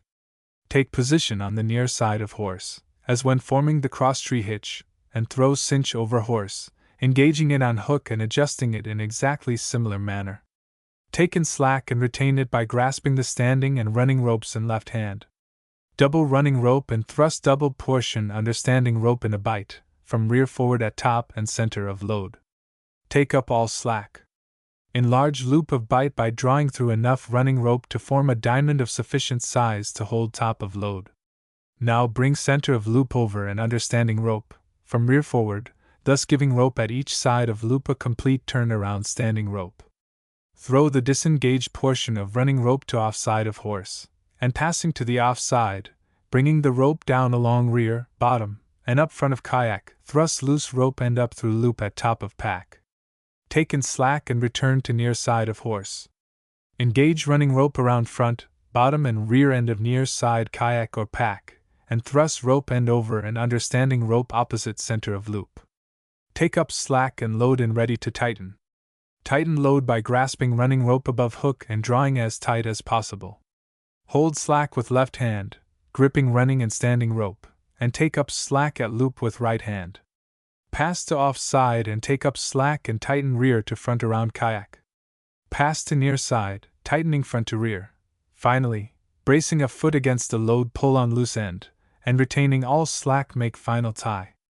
The above described diamond hitch is not the true diamond employed by government pack trains where the appareo is used, but it is a diamond evolved from the cross-tree hitch, and is particularly well adapted to the cross-tree or sawbuck pack saddle, is easily formed, and holds the load securely, which is the ultimate object of all hitches. The United States Army Diamond Hitch. The single diamond hitch employed by Army packers is the ideal hitch for securing a load upon an appareo. This is a 2-man hitch, though an expert can throw it alone. One packer takes his position on the off side of the animal, while the other with the coiled lash rope, cinch attached, remains on the near side. The near packer, retaining the cinch, throws the coiled rope over the horse's haunch, to rear. The off-packer picks up end of rope, and receiving the hook end of cinch, passed to him under horse's belly by near packer, holds it together with end of rope in his left hand, and stands erect. The near packer, taking a position at the horse's neck, grasps the rope about 6 feet from cinch, and with an upward and backward motion, drops it between the 2 packs, one slung on either side of the appareo.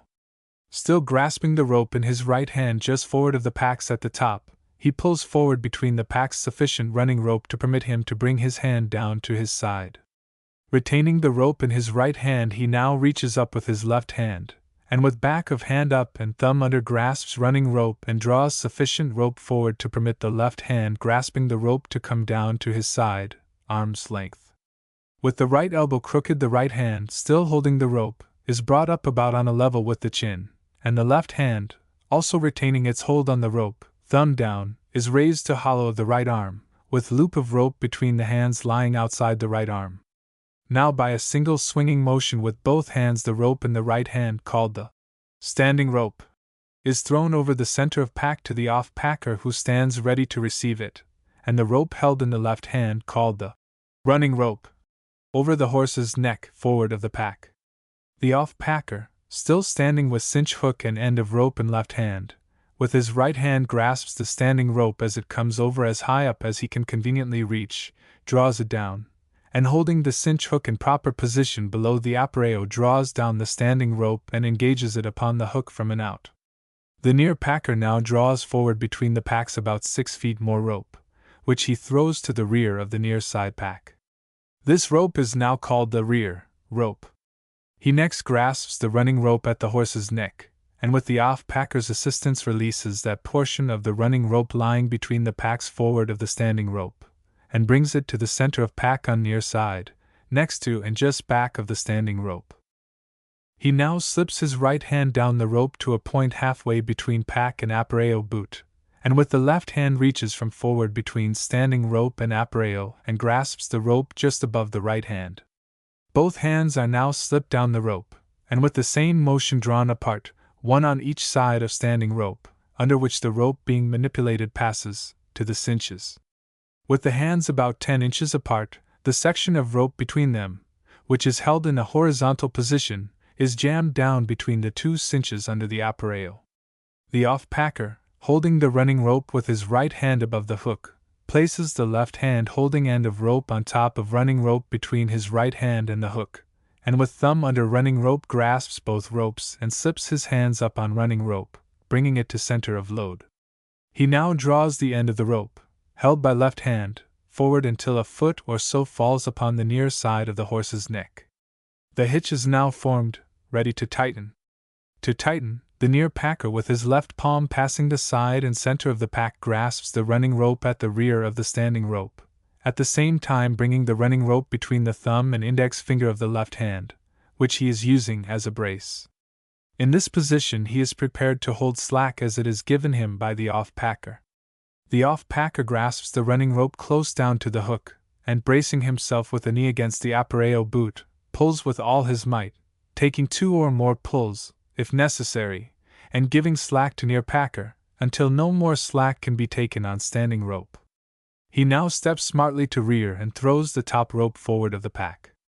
The top rope is the rope leading up from the rear corner of the appareo boot on near side to the side and center of off-side pack. After it is thrown forward it is called the front rope. He now prepares to receive slack from near packer by grasping the rear rope where it lies between the packs. The near packer, who has been receiving the slack given him by the off-packer, carries his right hand, with which he holds the slack at rear of standing rope, to lower side of pack toward the appareo, and reaches under standing rope, with left hand grasps rope above right hand, drawing it forward under standing rope, and employing both hands jams it upward in a bight between standing rope and pack. Care should be taken during this operation to retain all slack. The near packer now engages around front boot of appareo the free portion of the running rope below the bight just formed. Holding slack with left hand, he grasps the rope to rear of cinch in right hand. Receiving slack from left hand he brings rope to rear of appareo boot, and with both hands carries rope smartly to upper corner of side pack, always retaining slack. The off-packer receives slack, pulling it in quickly hand over hand, the near packer retaining his hold until the off-packer has the rope taut.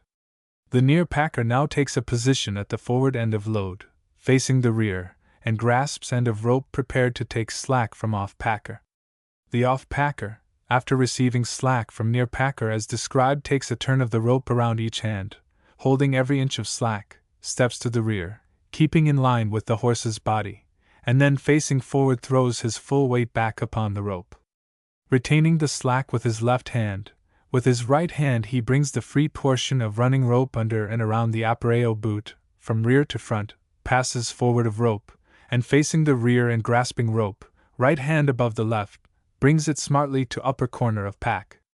The near packer, holding end of rope, immediately draws in slack until he has about 6 feet of free rope, which he throws over center of load to offside, and then drawing in all remaining slack takes a turn of rope around each hand and throws his weight upon it, and the off-packer releases his hold.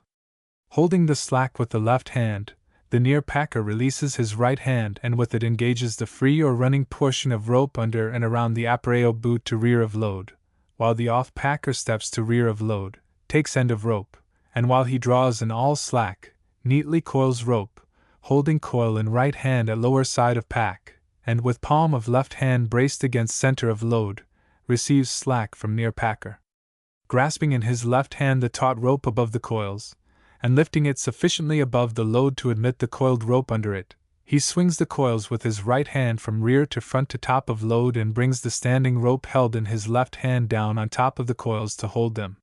He now takes a loop of the rope, forces it between standing rope and pack, in a bite, and takes a turn of the loop around standing and running rope to secure it, first joining the loop well up, and the hitch is tightened.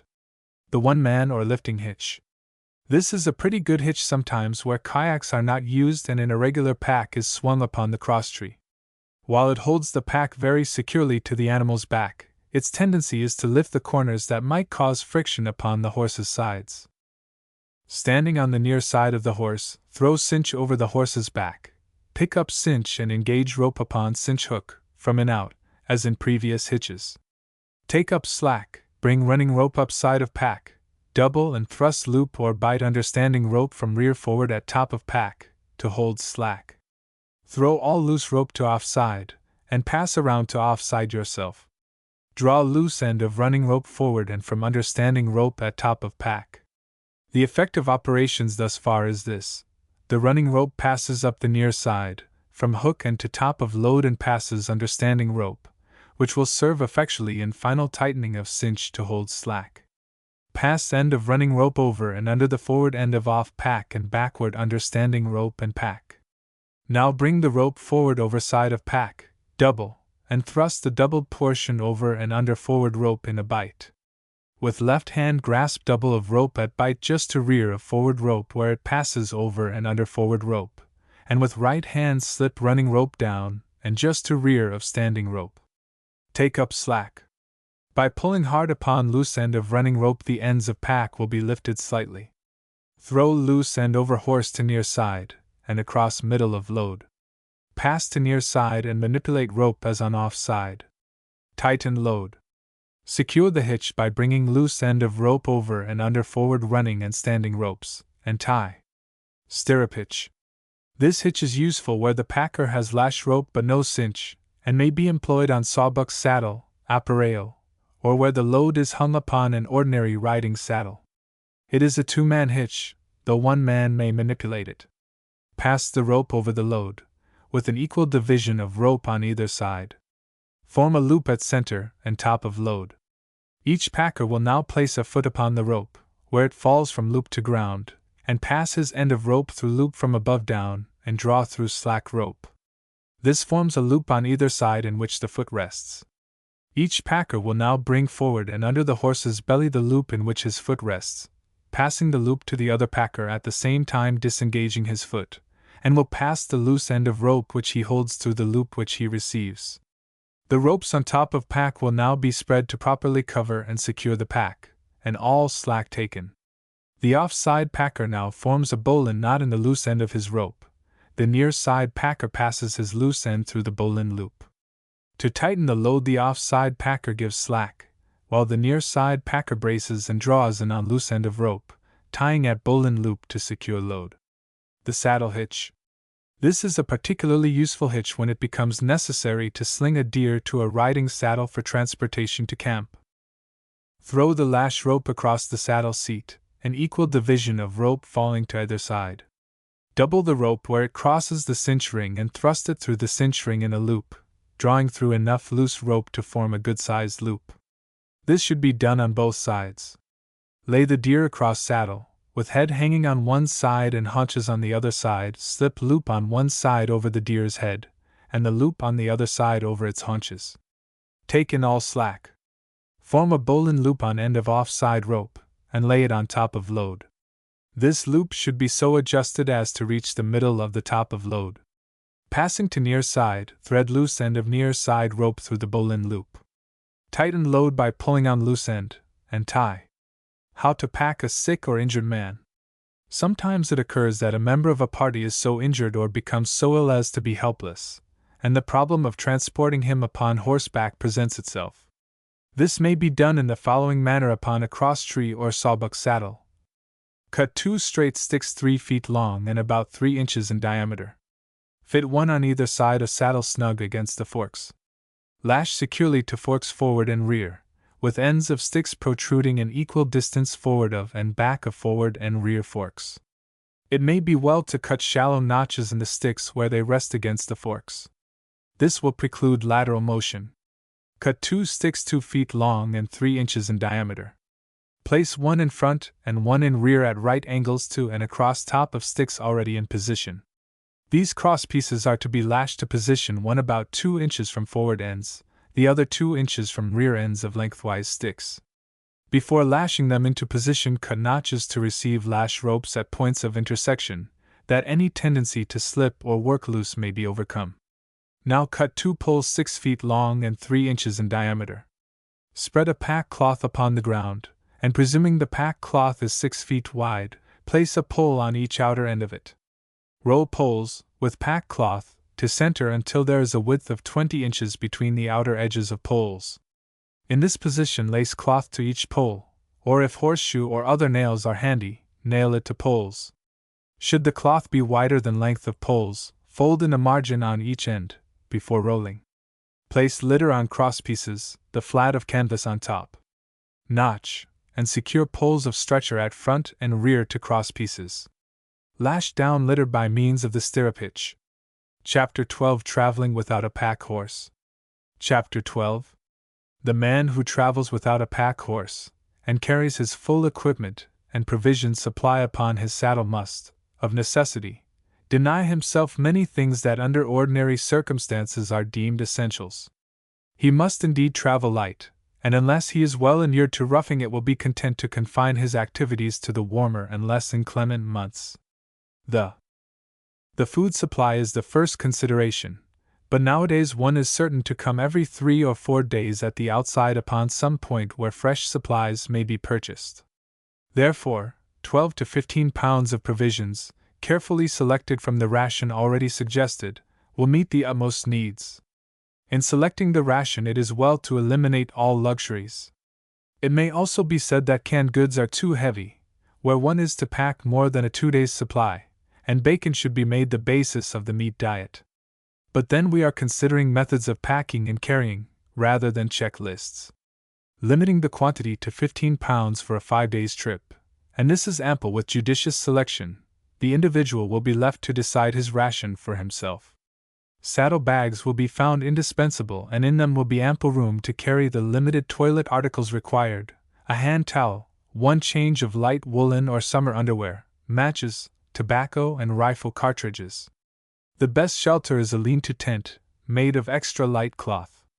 This should be about 7 feet long, 4½ feet high, and 4 feet deep. Such a tent will weigh about 3 pounds. The cooking outfit will be limited to essentials. If it can be had, an aluminum army or Preston mess kit, either of which weighs about 2 pounds, a sheath knife with broad blade, and a pint cup, will fill all requirements. If the mess kit cannot be procured, a small frying pan with folding handle, an aluminum or enamel plate, and a dessert spoon with sheath knife, and a pint cup, will do nearly as well. In this latter case, coffee may be made in the cup. A small canteen, which may be hung upon the saddle horn, should also be provided. A small belt axe that weighs about 2 pounds, with sheath, a lariat, and a few feet of rope will be required.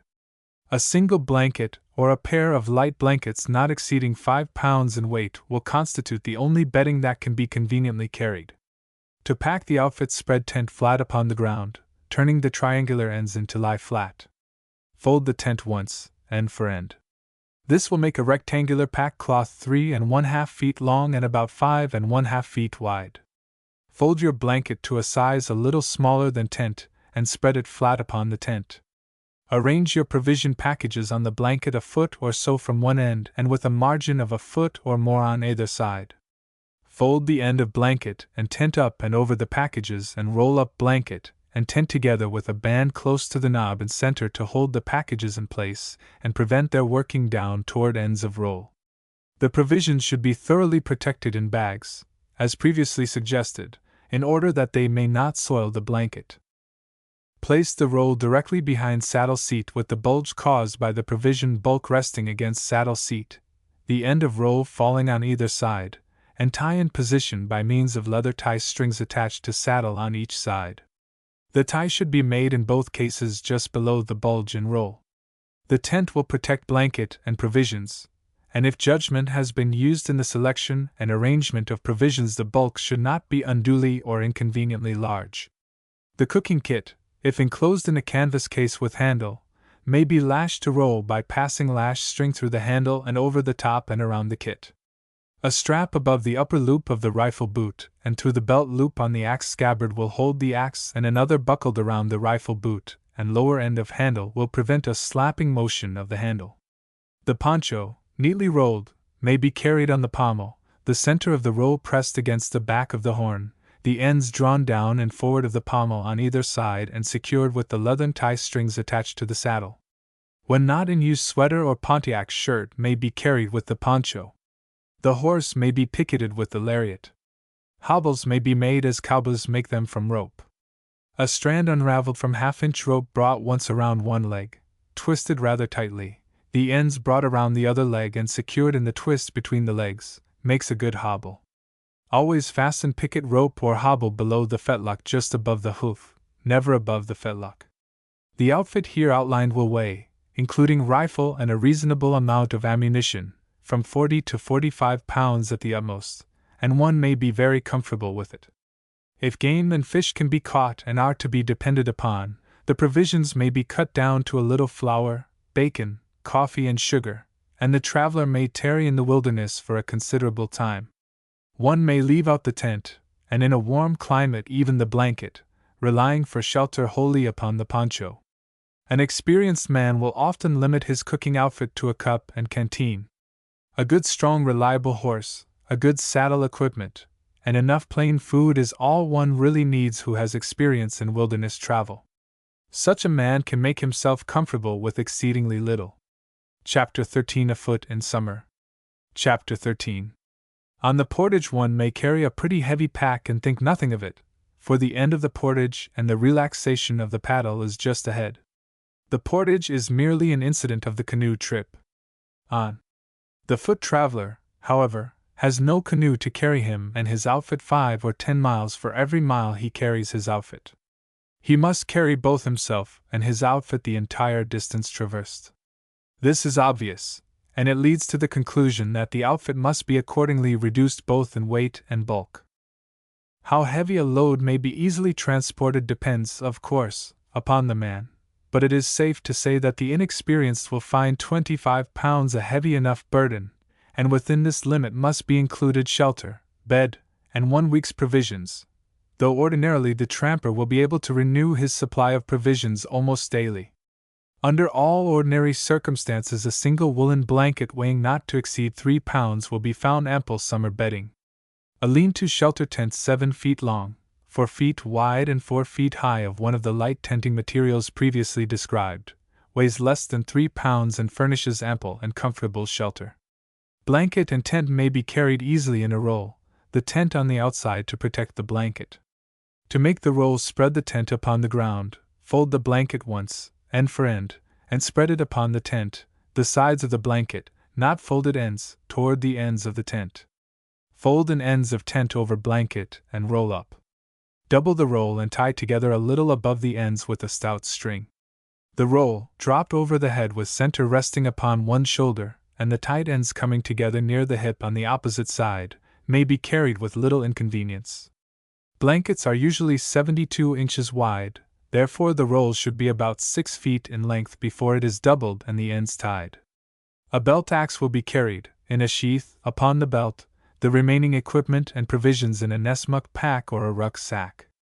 The Nessmuk pack, sold by most outfitters, is about 12 by 20 by 5 inches in size and made of waterproof canvas.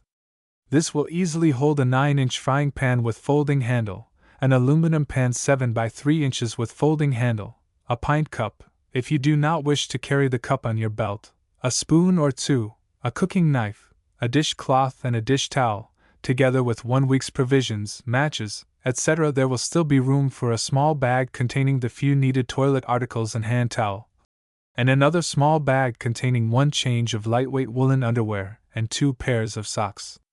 12 by 20 by 5. 7 by 3. The cooking outfit indicated is limited, but quite ample. I have done very well for weeks at a time with no other cooking utensils than a pint cup and a sheath knife. But here we cannot go into woodcraft or extreme concentration of rations and outfit. We are considering, rather, comfortable or moderately comfortable outfits and how to pack or transport them. Tent, blanket, axe, food, and other equipment above suggested will, if intelligently selected, not go beyond the 25-pound limit. The greatest weight will be in the food, and each day will reduce this about 2 pounds. If provisions can be purchased from day to day, these, of course, need not be carried, and the remaining load will be very light indeed. I would suggest that a light sweater take the place of a coat, as it will be found more comfortable and useful and may be carried on top of the pack or in the blanket roll, for it will rarely be worn save in the evening camp. A broad-brimmed felt hat, an outer shirt of medium-weight flannel, khaki trousers, and strong but not too heavy shoes make a practical and comfortable costume. Woolen socks protect the feet from chafing. Some campers like long German stockings, which serve also for leggings, and wear thin cotton socks inside them. In selecting shoes, take into consideration the kind of socks or stockings to be worn, and see that the shoes are amply large though not too large, for shoes too large are nearly as uncomfortable as shoes too small. Chapter 14 with snowshoes and toboggan. Chapter 14. In the mode of travel here to be considered, the voyageur, equipped with snowshoes, hauls his provisions and entire camping paraphernalia upon a toboggan, or flat sled. The toboggan, Indian tabacan, had its origin in the prehistoric past among the Algonquin Indians of northeastern America. It was designed by them for the purpose of transporting goods over trackless, unbeaten snow wastes where sleds with runners could not be used, and for this purpose it is unequaled. While for our purpose the conventionalized toboggan sold by outfitters and designed for hill sliding and general sport will answer very well, the wilderness model in use by Indians and trappers in our northern wilderness is a better designed and preferable type for the transportation of loads. Various lengths of toboggans are in use, each intended for the particular purpose for which it was built. The longest Indian toboggan I ever saw was 12 feet in length, but from 6 to 8 feet is the ordinary length, with a width of 9 inches at the tip of the curved nose, gradually increasing to 14 inches wide where the curve ends and the sliding surface or bottom begins, and tapering away to about 6 inches wide at the heel. The conventionalized type averages from 4 to 6 feet in length with a uniform width of about 15 inches from curve to heel. Some 3 or more crossbars, depending upon the length of the toboggan, are lashed at intervals across the top, the forward one at the beginning of the curve where the nose begins to turn upward, and on either side of the toboggan from front to rear side bar, and fastened to the side bars at their ends are side ropes. Beaver tail, bear's paw, or swallowtail snowshoes, of Indian make, are the shapes best adapted to the sort of travel we are considering. These models are all broad and comparatively short. The web should be of good caribou babbage, closely woven for use upon dry snow, and indeed for all-around conditions. While on wet, soggy snow a coarse web may in some respects be preferable, it will not compare in efficiency with the close web on loose snow, or for all-around work under all sorts of conditions. Long, narrow snowshoes may be very good for racing where the country is smooth, but they are not suited to a rough, wooded or broken country or to hummocky snow. The best and most practical, as well as the simplest sling or binding for the snowshoe is made as follows. Cut from an Indian tan buckskin a thong about half an inch wide and 30 inches in length. Thread one end of this, from above down, through the web at one side of the toe hole, and from the bottom up at the opposite side. Pull it through until the two ends are even. Draw the thong up at the middle, where it crosses the toe hole, to make a loop large enough to admit the toe under it, but not large enough to permit the toe to slide forward against the forward crossbar. Wrap the two ends of the thong around center of loop 2 or 3 times, bringing them forward over the top, and drawing them under and back through the loop. Slip your toes under the loop, bring the ends of the thong back, one on either side of the foot, and tie snugly in the hollow above your heel. This sling will hold well, will not chafe the foot, and with it the snowshoe may be kicked free from the foot or adjusted to the foot in an instant. Should the thong stretch in moist weather, the sling may be tightened by simply taking an additional turn or two, without untying, around the toe loop. I believe that lampwicking would answer as well as buckskin thongs, though I have never used it because I have always carried an ample supply of buckskin. The best underclothing for the winter trail is good weight, though not the heaviest, woolen. 2 suits should be carried besides the suit worn. Underclothing should not fit the body too snugly. It is better that it should be a size too large than an exact fit. The outer shirt should be of flannel, and of good quality, though not too heavy. Hudson's Bay Company trappers wear good weight moleskin trousers, almost entirely to the exclusion of other fabrics, and I adopted them several years ago as superior to any other. They are windproof and warm and are particularly well adapted to the rough work of the trail. The ordinary coat is not at all adapted to the northern wilderness in winter, for it will not protect against drifting snow and driving blizzard. In its stead, the Eskimo adiki should be worn. Any seamstress who can cut and make an ordinary work shirt can make an adiki if your outfitter cannot supply it. This garment is slipped on over the head like a shirt, and has a hood attached to draw over the cap as a neck and head protection. The neck opening is large enough to permit the head to pass through it without the necessity of a button opening in front, for no matter how closely buttoned a garment may be, drifting snow will find its way in. In length, the adiki reaches halfway between hip and knees and is made circular at the bottom. The hood should be of ample proportion to pull over the cap loosely, with a drawstring encircling the front by which it may be drawn snugly to the face. A fringe of muskrat or other fur around the face increases the comfort, the fur acting as a protection against drifting snow. While white Hudson's Bay Company kersey cloth is a favorite fabric for this garment, it may be made of any woolen blanket, duffel, or similar cloth. Over the kersey adiki, another adiki of some smooth-surfaced, strong material, preferably moleskin, should be worn. This outside adiki should of course be just enough larger than the kersey or blanket adiki to fit over it easily. The adikis may be worn singly or together, according to the demands of the weather. A Pontiac shirt, to be worn under the adikis in extremely cold weather, should be included in the outfit. This will serve, too, in camp, when the adikis are laid aside. A round cap of fur or heavy cloth provided with flaps to turn down over the ears makes the best head protection. The hoods of the 2 adikis, as before stated, should be large enough to draw over this. Very important indeed is the question of foot dress. Not only must we aim to secure the greatest possible freedom and ease in walking, but the ever-present danger of frostbite must also be guarded against. Socks should be of wool, of the home-knit variety, and besides the pair worn, 3 or 4 extra pairs should be carried in the kit. Knit socks will not be sufficient protection, however, and where 2 or 3 pairs are worn they are certain to bunch or wrinkle, with chafed and sore feet as a result. All Hudson's Bay Company stores keep in stock a white fuzzy woolen duffel of blanket thickness. If you are making your start from a post, purchase some of this duffel and have one of the women at the post make you a pair of knee-length stockings of the duffel to pull over your knit socks, and 2 pairs of slippers of the same material, one just large enough to fit over the foot of the long stockings, the other just a little larger to fit over all. These should be made of proper size, to obviate wrinkles. The larger outfitters carry in stock good wool duffel, and will make these to fit properly. In crisp, cold weather, when the snow never softens or gets moist even under the midday sun, buckskin moccasins should be the outer footwear. Ordinary leather will freeze stiff, stop the proper circulation of blood, and certainly lead to frosted feet. The moccasins should be made with high tops, reaching above the ankles, with buckskin strings to wrap around and secure them. Moccasins are light to pack, and it is always well to carry a couple of extra pairs, to have on hand in case of emergency. Leggings of moleskin, or some other strong, pliable cloth, large enough to push the foot through, protect the legs.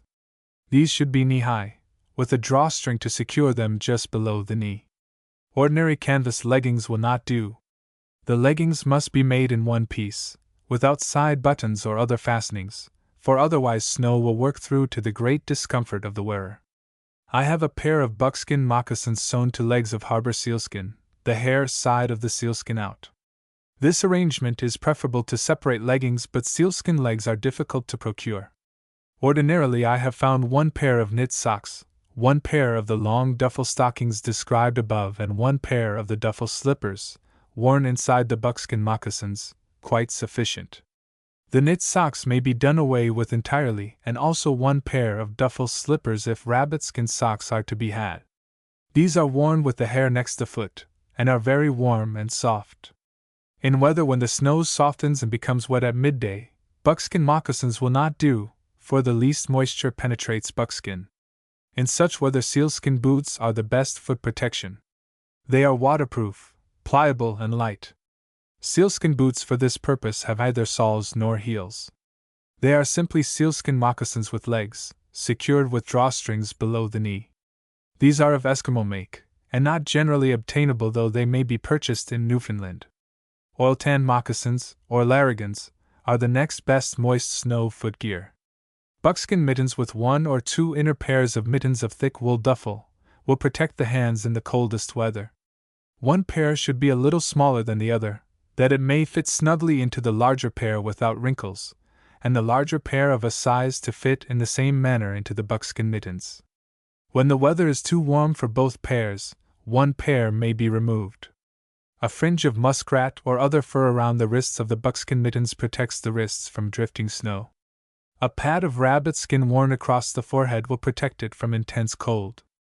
Hunting hoods of knit camel's hair worsted are a pretty good head protection, particularly at night. They cover the whole head except the face, and may be drawn up over the chin. Mouth and nose must not be covered, or the breath will quickly form a mass of ice upon the face. One caution, though it may seem a digression, may be made: if the nose or cheeks become frosted, as will certainly happen sooner or later to one traveling in a very low temperature, do not rub snow upon the frosted part. Snow rubbed on is pretty certain to fracture and remove sections of the skin.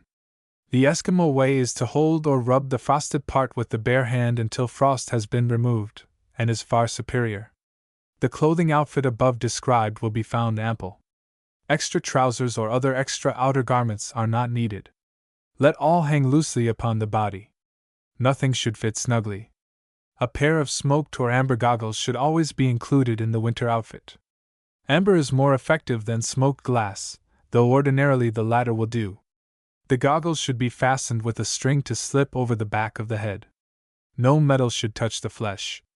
The best low-temperature sleeping bag is one of caribou skin made with the hair inside. Under ordinary conditions, however, a waterproof canvas bag lined with good woolen blankets will do as well, though such a bag with sufficient blanket lining to give it warmth equal to that of the caribou skin bag would be much heavier and more bulky than the latter. A bag lined with 4 thicknesses of llama wool duffel, that is, 4 thicknesses over and 4 beneath the sleeper, however, should not weigh more than 10 pounds, and would correspond in warmth to one lined with blankets weighing 20 pounds. An or wedge tent will be found the best model for winter travel. A sheet iron tent stove with bottom and telescoping pipe will make the tent warm and snug. The tent should be fitted with an asbestos ring at the stovepipe hole as a protection. A pack cloth or tarpaulin will serve as an adequate and comfortable tent floor. It is never safe or advisable for one to travel in the wilderness alone, for a sprained ankle or broken leg in an isolated region would be more than likely to result in death. In the Hudson Bay country 2 pounds of flour, 1 pound of fat pork, with baking powder, tea and sugar, form the daily ration for a man. It is well when possible to carry frozen fresh meat, free from bone, with a proportion of desiccated vegetables to vary the diet. Butter makes a tasty variety to the fat, for it will remain sweet at this season. Prunes and chocolate are both worthwhile. Or if the journey is to be extended, the menu may be simplified by the introduction of pemmican and the elimination of other articles. Pemmican is the best condensed food ever invented for cold weather work. 1 pound of pemmican and 1/4 pound of pilot biscuit, as a daily ration, will sustain a man at hard work, though it will prove a monotonous diet. The above is merely suggested as a basis. It may be expanded or contracted as circumstances require without disturbing its mean value. Let it be remembered, however, that ordinary bread and other moist foodstuffs will freeze as hard as stone. Jerked venison and desiccated vegetables make tasty and sustaining additions to the ration, and will not freeze. A man is supposed to be able to haul at good speed upon a toboggan a load equal to his own weight. Therefore 2 men, each weighing 150 pounds, should between them haul 300 pounds. Camp equipment, tent axes, guns, bedding, extra underclothing and all personal belongings of both, if proper care be exercised in selection, should weigh not to exceed 140 pounds.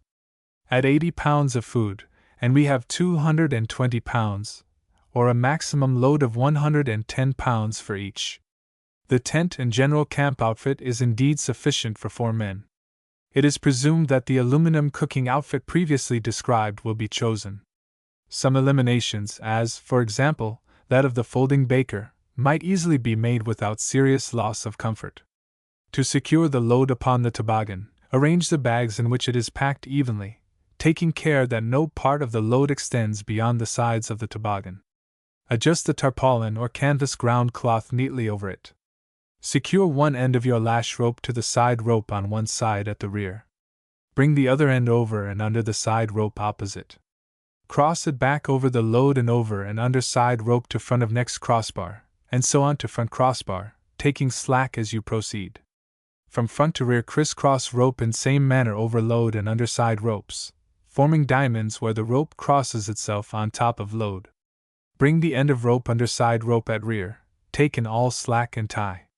Chapter 15 with Dogs and Comatic. Chapter 15.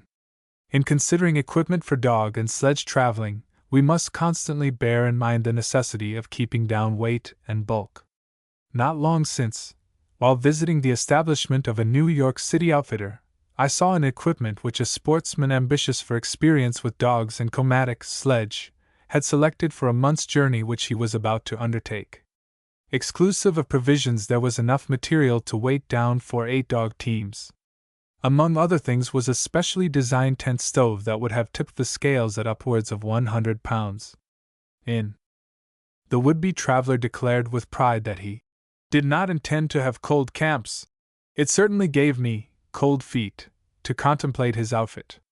It was the most ridiculous and impracticable conglomerate aggregation of camping material that I have ever seen put together, and I doubt if the would-be traveler ever found a sufficient number of dogs at any one point to transport it.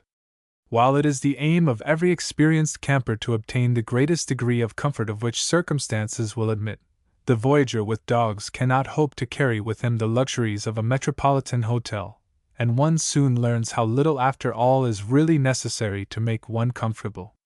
How much weight a team of 8 good dogs can haul depends upon the character of the country and the condition of the snow or ice. Under very favorable conditions I have seen such a team make good progress with 1,200 pounds. Ordinarily, however, 800 pounds is a full load, and if much rough ice, hilly country or soft snow is encountered, 600 pounds will be found all too heavy.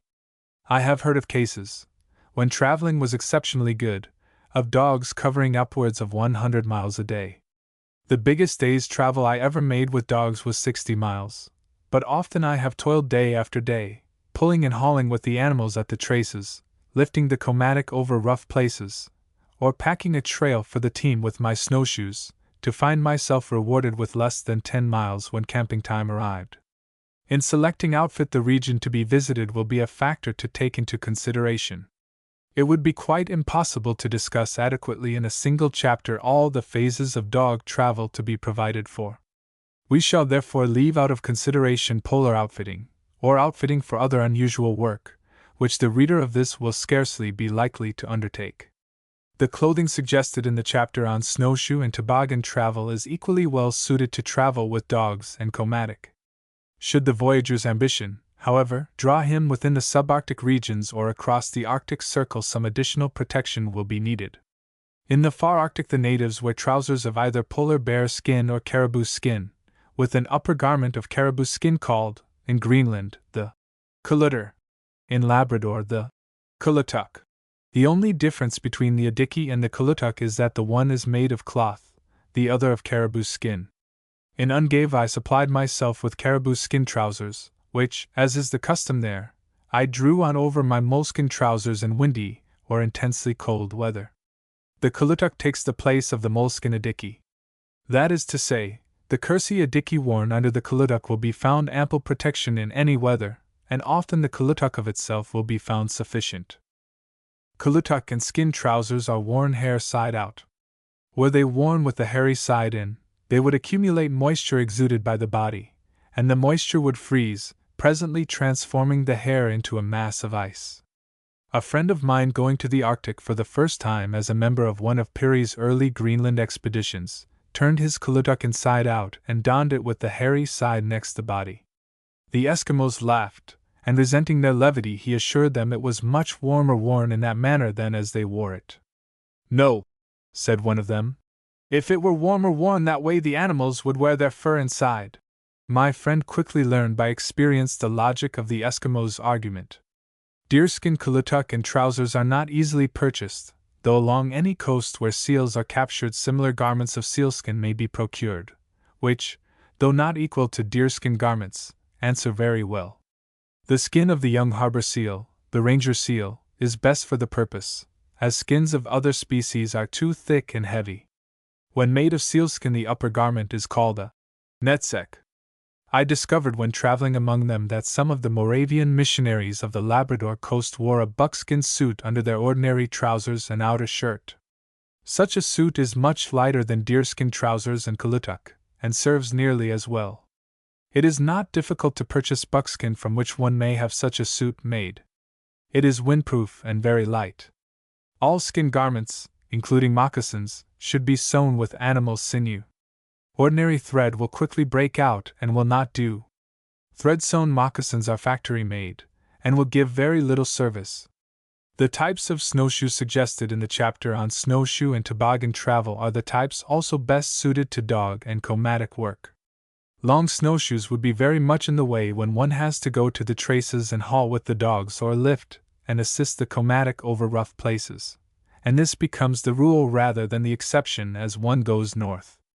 Let me insist that the web should be of good caribou babbage, and not the ordinary rawhide used in many of the snowshoes offered for sale. The former will not stretch when wet, while the latter will stretch and bag so badly as to render the snowshoe practically useless. It is well to wrap the frame on either side where the babbage is drawn around it, with buckskin or sealskin. Otherwise, even a slight crust upon the snow will in time cut the babbage strands. Wrapping the snowshoe in this manner will at least double its life. What was said in reference to tent, small sheet iron stove, and general camp and cooking outfit in the previous chapter will apply here, as well as directions heretofore given for packing in waterproof bags. In selecting the sleeping bag, give first preference to one of deerskin. In a barren region where firewood is not to be had, it will be necessary to carry an alcohol or kerosene burner and stock of fuel. The former is preferable on account of the low freezing point of alcohol. Alcohol or oil should be secured in tin cases. It is regularly put up in this way by dealers. In such a region, too, it may be necessary to carry snow knives with which to cut blocks of snow for the erection of snow igloos as shelter. These knives resemble somewhat the machete. One cannot, however, learn to build a snow igloo properly without long practice. This phase of the work is merely referred to as interesting, for anyone traveling in a country where snow house shelter is necessary will secure the assistance of a native, who will attend to proper sledge outfitting at the point of departure. On regular lines of dog travel, opportunities to renew the provision supply will frequently occur, and cabins for night shelter will be found. Therefore, the food outfit will depend upon the country to be traversed. Where long stretches occur between supply points, however, fat pork, pilot bread, tea, and sugar should form the basis. The very best possible food, however, for this work is pemmican, pilot bread, tea, and sugar. Of course, a little coffee may be carried, but it is bulky. The traveler will make his selection carefully, building around pork, pilot bread, and pemmican with other articles of food like desiccated vegetables from which water has been eliminated. Too much salt meat opens the door to scurvy, unless sufficient variation in the way of vegetables, fish, or fresh meat is introduced. Desiccated cranberries are an excellent preventive. A man can do good hard work day in and day out, as already stated, upon 1 pound of pemmican and a 1/4 pound of pilot bread as a daily ration, and such a ration offers no danger of scurvy. Dog pemmican is the best dog food, and the lightest, for dogs will do pretty well upon 1 pound of pemmican each a day. To do well, the animals should be given plenty of fat, when pemmican is not available, though not a clear fat diet, for that will make them sick. 3/4 of a pound of fat and 3/4 of a pound of meat or fish is an ordinary ration. Dogs are fed but once a day at night. The number of dogs in a team varies, but the average team is composed of 7 or 8. 8 or 9 is the most economical number so far as results are concerned. In the Northwest, dogs are harnessed tandem. This is the white man's method. In the Northeast, they are harnessed fan fashion, the Eskimo method. That is to say, each dog has an individual trace secured to the end of a single thong, leading out from the bow of the comatic and called the bridle. The individual traces are of various lengths. The dog with the longest trace is the leader of the pack, and particularly trained to respond to the driver's directions. The other dogs will follow his lead. For open country and sea ice travel, the Eskimo method is probably best, as the work is more evenly distributed and the driver can always tell whether each dog is doing his share of the work. But for narrow trails and woods travel, the tandem method is more practicable. Dogs are good, bad, and indifferent. One seldom has an opportunity to pick one's dogs discriminately, and rarely may one purchase them outright unless contracted for a year in advance, for the native dog owner seldom maintains animals in excess of his requirements in the ordinary routine of his life. The traveler will usually be able, however, to hire a team by employing the owner to drive it, and the owner of a team will get much more work out of his dogs than a stranger to the dogs can hope to do. At least a year's experience is necessary to enable a white man to handle a dog team with anything approaching efficiency, and even then one cannot hope to approach the performance of an Eskimo. The failure to enlist Eskimos as dog drivers has been the real cause of the failure of many an Arctic expedition. It is advised, then, that the traveler employ at so much per day or for the trip driver and dogs. It is an unsafe experiment to start off with a dog team unattended by an experienced man. The owner of the team will supply also the necessary dog harness, his own dog whip, and general dog traveling paraphernalia, including the comatic. Sledges or comatics vary in different localities as to width, length, and minor methods of construction. The average comatic is 2 feet wide and 10 feet long, but as stated, they vary in different localities, a uniform width being maintained to suit the local conditions of the region in which they are used. For example, wide and comparatively short comatics are employed in Quebec, while the Ungava comatic is but 16 inches wide. These latter comatics are usually 15 or 16 feet in length, however. The runners stand 10 inches high. This is, in fact, the heaviest and most efficient comatic I have ever seen. Each runner is made from a single piece of timber, and is from 2 1/2 to 3 inches thick. It is designed for the roughest possible use, and is, I believe, better adapted to this purpose than the Greenland comatic because more substantially built. The latter is peculiar in that it has upstands at the rear for guiding it. Crossbars, extending an inch or so on either side of the runners and from 1 to 2 inches apart, are lashed into place with rawhide. When the rawhide shrinks, the comatic becomes firm. Iron fastenings being rigid would break too readily, particularly in intense cold, to be reliable.